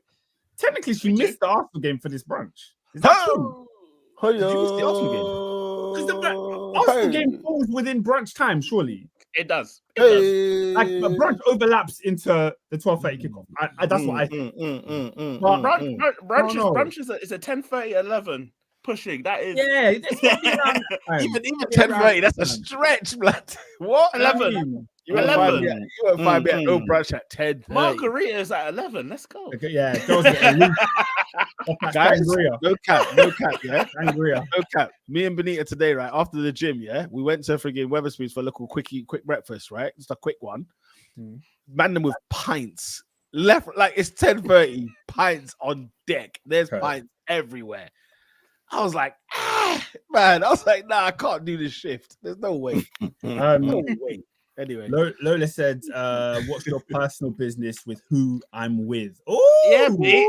Yeah, Pete. That's true, Pete. Why we get defensive? Why we get embrace? Just tell us, yeah, you know what I'm saying? I'm out there vending. You know what I'm saying? That's what you gotta say. She said it was Sunday, bank holiday. Apparently brunch runs till 2. I'm sorry, if it's running till 2, that's just lunch. What are you doing? Now, on the real though, Oscar, yeah, bare brunches, bottomless brunches, all run for like till 2-3 o'clock. I'm sorry, if from 12 till 2. Wait. Have you guys been to the hip hop brunch that the things do? Oh, I've never been, you know. No, I've always wanted to go. It is lit. Go for it. Where is it? No, they move every week. They move. So yeah, I always see it on is it on like Design My Night? Is it on them? Yeah. It is lit. Is it lit? Yeah. Not, and they play all the tunes. Recommendation. It's for our people. It's not for the youngins. Okay, noted. 100%. Yeah, go. It's called Bottomless Brunch. It runs for time. Especially when I go. But the hip hop brunch finishes around about 6:37 p.m. So you can go out afterwards if you want. But that's what I'm saying. That's a brunch. Tahar has made a fantastic point that we've glossed over. He says spoons after gym is mental. That's mental. No, that's very true. Personally, I think spoons is insane generally. Yeah. Why? Because spoons is trash. Like, why are you guys going to spoons? It's all right. No, it's all right, man. Nice and cheap as well. It's one of them ones that very cheap too. You know what you're getting. That's the answer. The only time I'll go spoons is if I'm going to football and there's a spoons that's cheap. But you know what you're getting. I'm not going there to eat food. You're not going there to eat food. That's crazy. I go there to get it's a breakfast thing. Listen, don't knock it until you've actually done it. If you've not done it, what are you talking about? I've done it. Of course, the only time I've done spoons breakfast is at airports. To be very honest. And spoons is calm. It's just it's free, and it's 3 times the price. In the airport. I'm getting my morning pint because I'm on. Nah, man, guys. There we go. If there's one thing they do, yeah, they do a good pub. But spoons is the worst version. Nah, man. Oscar, don't knock it. Don't knock it. Fairs, man. Spoons is spoons. I mean, I'll go spoons if the gang is going spoons. I'm not going spoons. I'm not choosing spoons. It's never my choice. Okay. It's lit, bro. Dave, spoons, 5 p.m. Let's go. Who's your player of the week, for goodness sake? Is it Erling? It's Erling, bro. Team of the week. Who's the team? Crystal Palace. Oh, no. Team of the week is Chelsea Football Club, and I won't hear nothing from any of you guys. Crystal Palace. It's Chelsea Football Club. I won't hear nothing from any of you.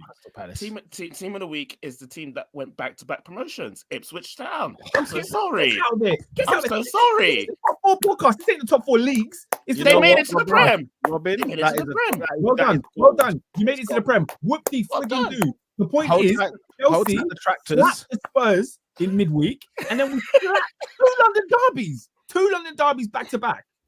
Get out of here. We do that as well. We do that as well. Get out of it. Yeah, but you conceded. You conceded. We conceded to Spurs. We let Spurs score on our goal. Is that what you're doing? Did you score an our goal? Did you score an our goal? Spurs. You held 5. You held 5. Also, Spurs had the ball in the net twice in your goal, but went for dodgy referee and drawing VAR lines where Gabriel's Brazilian butt didn't keep him on side. Right? All right, Tahal, what did your grassroots team do? Let us know. And we might consider. Nah, you lot are mugging me off. Bromley. Is it Bromley? Bromley. They went to Wembley. Wembley. Also, by the way, again, watching Monday Night Football, you know how they have the graphic of the club behind the players? Man United's graphic is a devil. It's crazy. That. They've just got devil horns. It's actually insane. Devil. Like that one. No way. That looks sus, man. Oscar, Wait, what is she saying? What is this?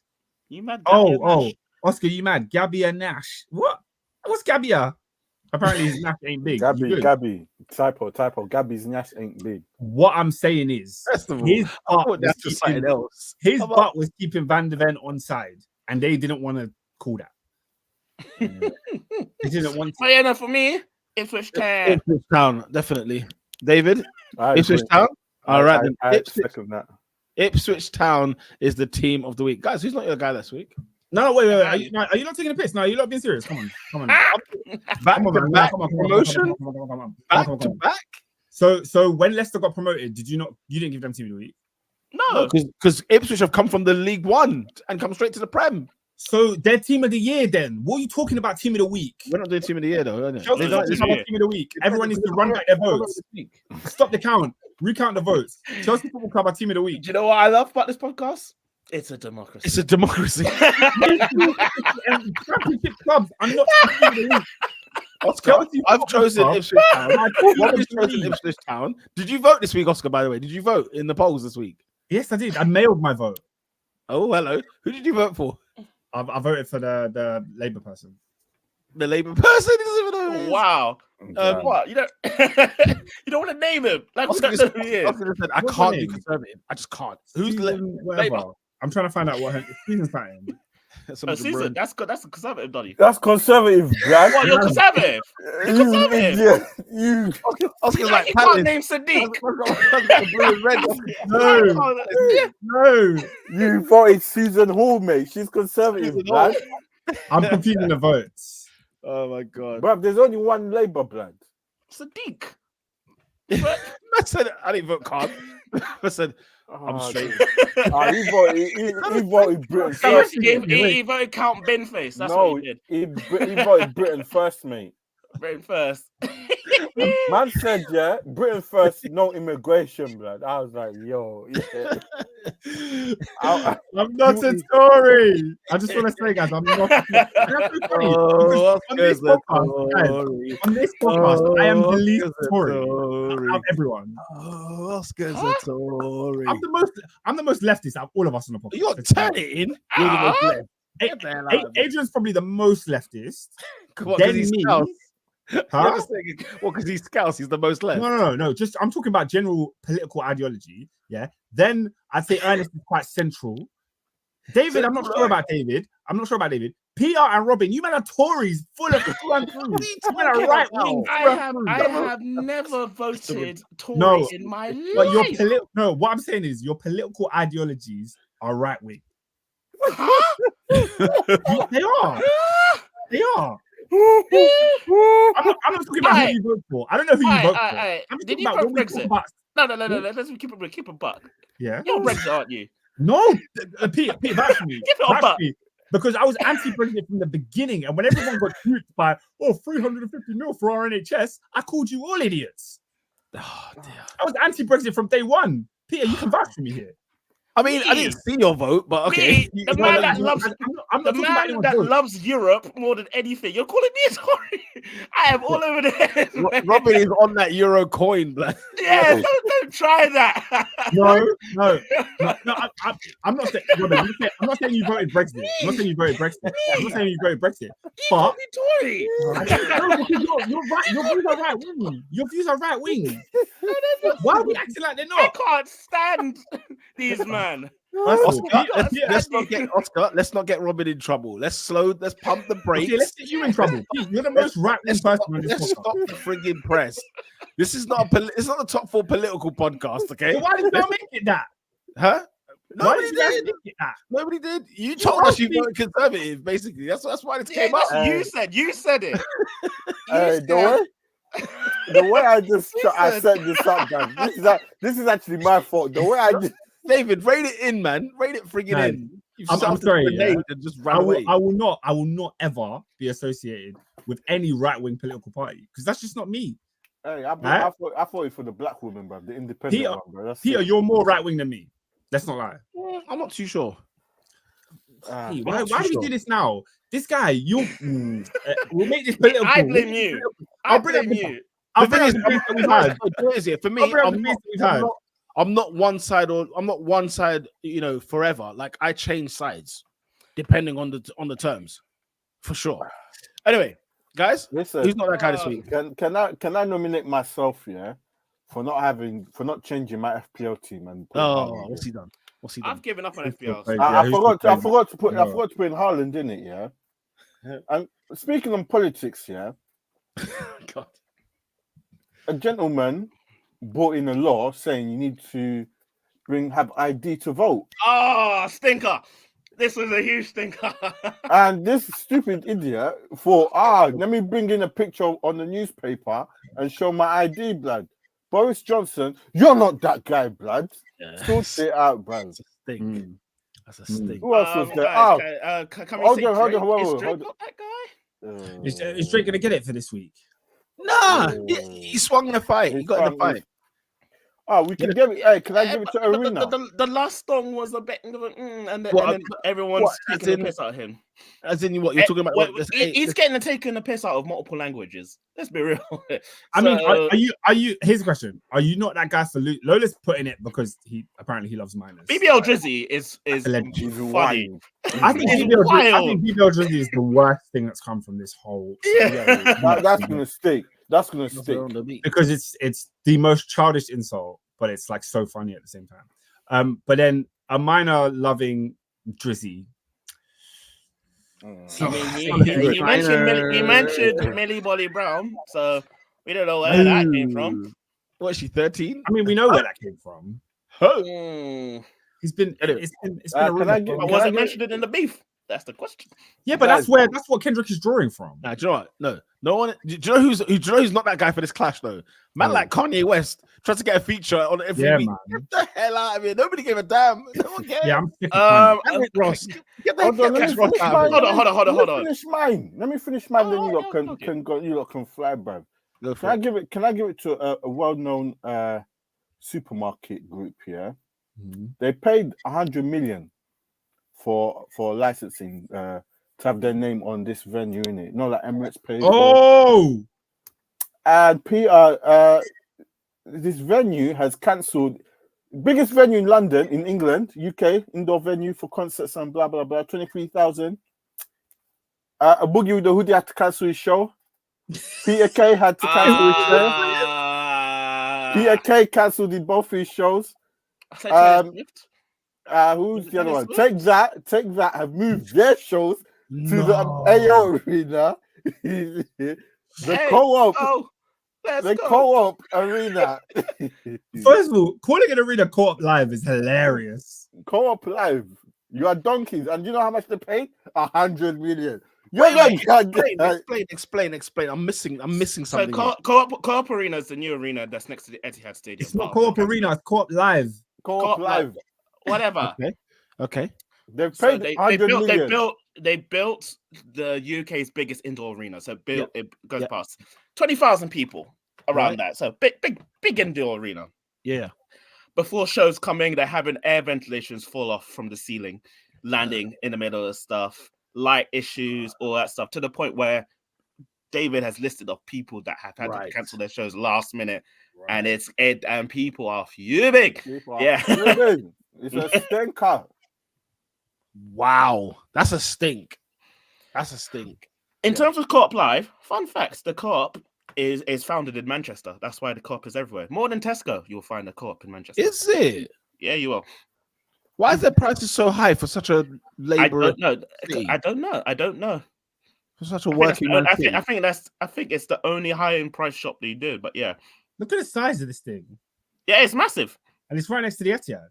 So it's part of the Etihad campus.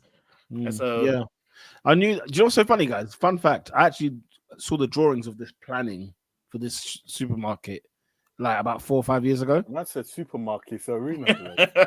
No, but as in like, yeah, it was. They were calling it a retail park. So like, it was meant to like have all sorts going on in there, cinema and all that kind of stuff. So yeah, it's meant to be like a Westfield over there. But basically, it's basically Manchester's answer to the O2. That's what it is. So if your meal deal is above £3.50, you're scamming fans. I love the fact there's like fans. Like, am I a Tesco fan?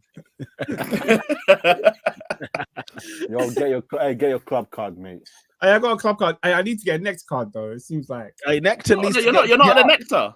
No, I need to get a nectar. I don't go Sainsbury's often, but now I'm You finding know what? myself more and more. Every shop that I regularly do, I've got the card. I think it's only Asda that I know that doesn't do it nowadays. But you don't need card, man. On your phone, man. Come on. Yeah, man. I've got a digital thing. You scan it. Yeah. Yeah. Right, cool. Yeah, it's just he was just All saying. right, guys, run your thing and we finish this thing, man. Come on. All right, this I was gonna. I'll no, before you go, because I was gonna ask something. Can you revoke a not that guy? For who? Yes. Because Yes. I can't lie. Oh. I think J. Cole. Yeah. We need to I apologize think J. to that Cole man. did them justice and got away with it at the right time. Go on. So last week he got not that guy because what he was like ducking fights.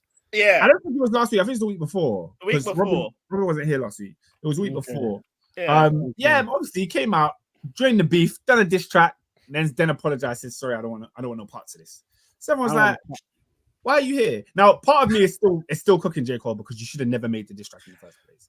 So, Basically. Yeah. whilst he made a great decision pulling out, he had to get out of that because this had nothing to do with him. But that's what he still deserves the L for making a diss track in the first place. Yeah. But I think it could be Right, revoked. it was a very wise that decision. guy can be revoked. Yeah, it can be revoked. We can revoke that one, but Nah, warning. making a diss track is the L. It's the L. It's the L. It's still the L. No matter what he said fair enough and owned up to his mistakes. But That's he what still made the mistake. So that guy is still valid, in my opinion. Ain't we don't revoke, bruv. You got it, bruv. Nah, Yeah, you got it, man. Hold that. I was asking, can we revoke it? Hold that, bruv. Hold that, Cole. No. I'm waiting for your album, though. I'm waiting for your All album. right, go. Hey, Peter, run that. Yeah, I mean, yeah. I think obviously it goes without saying, as you can see what my background is today, obviously it's the beautiful Emirates Stadium. However, if you can see on the big screen. Oh, I know where you're going. Go on. Right up there. Oh, this I'm dreaming. Obviously, sadly, Daniel Adjerin, was killed, 14 years of age, Hainault of all places as well. Not that matters, but yeah, it's just a pathetic, situation that happened, and yeah, it's just the jabronis with a samurai sword. I don't know if they've named the person yet, but who's carrying a samurai sword in this day and age? Like, what's going on? I think his name was it was Marcus Monzo.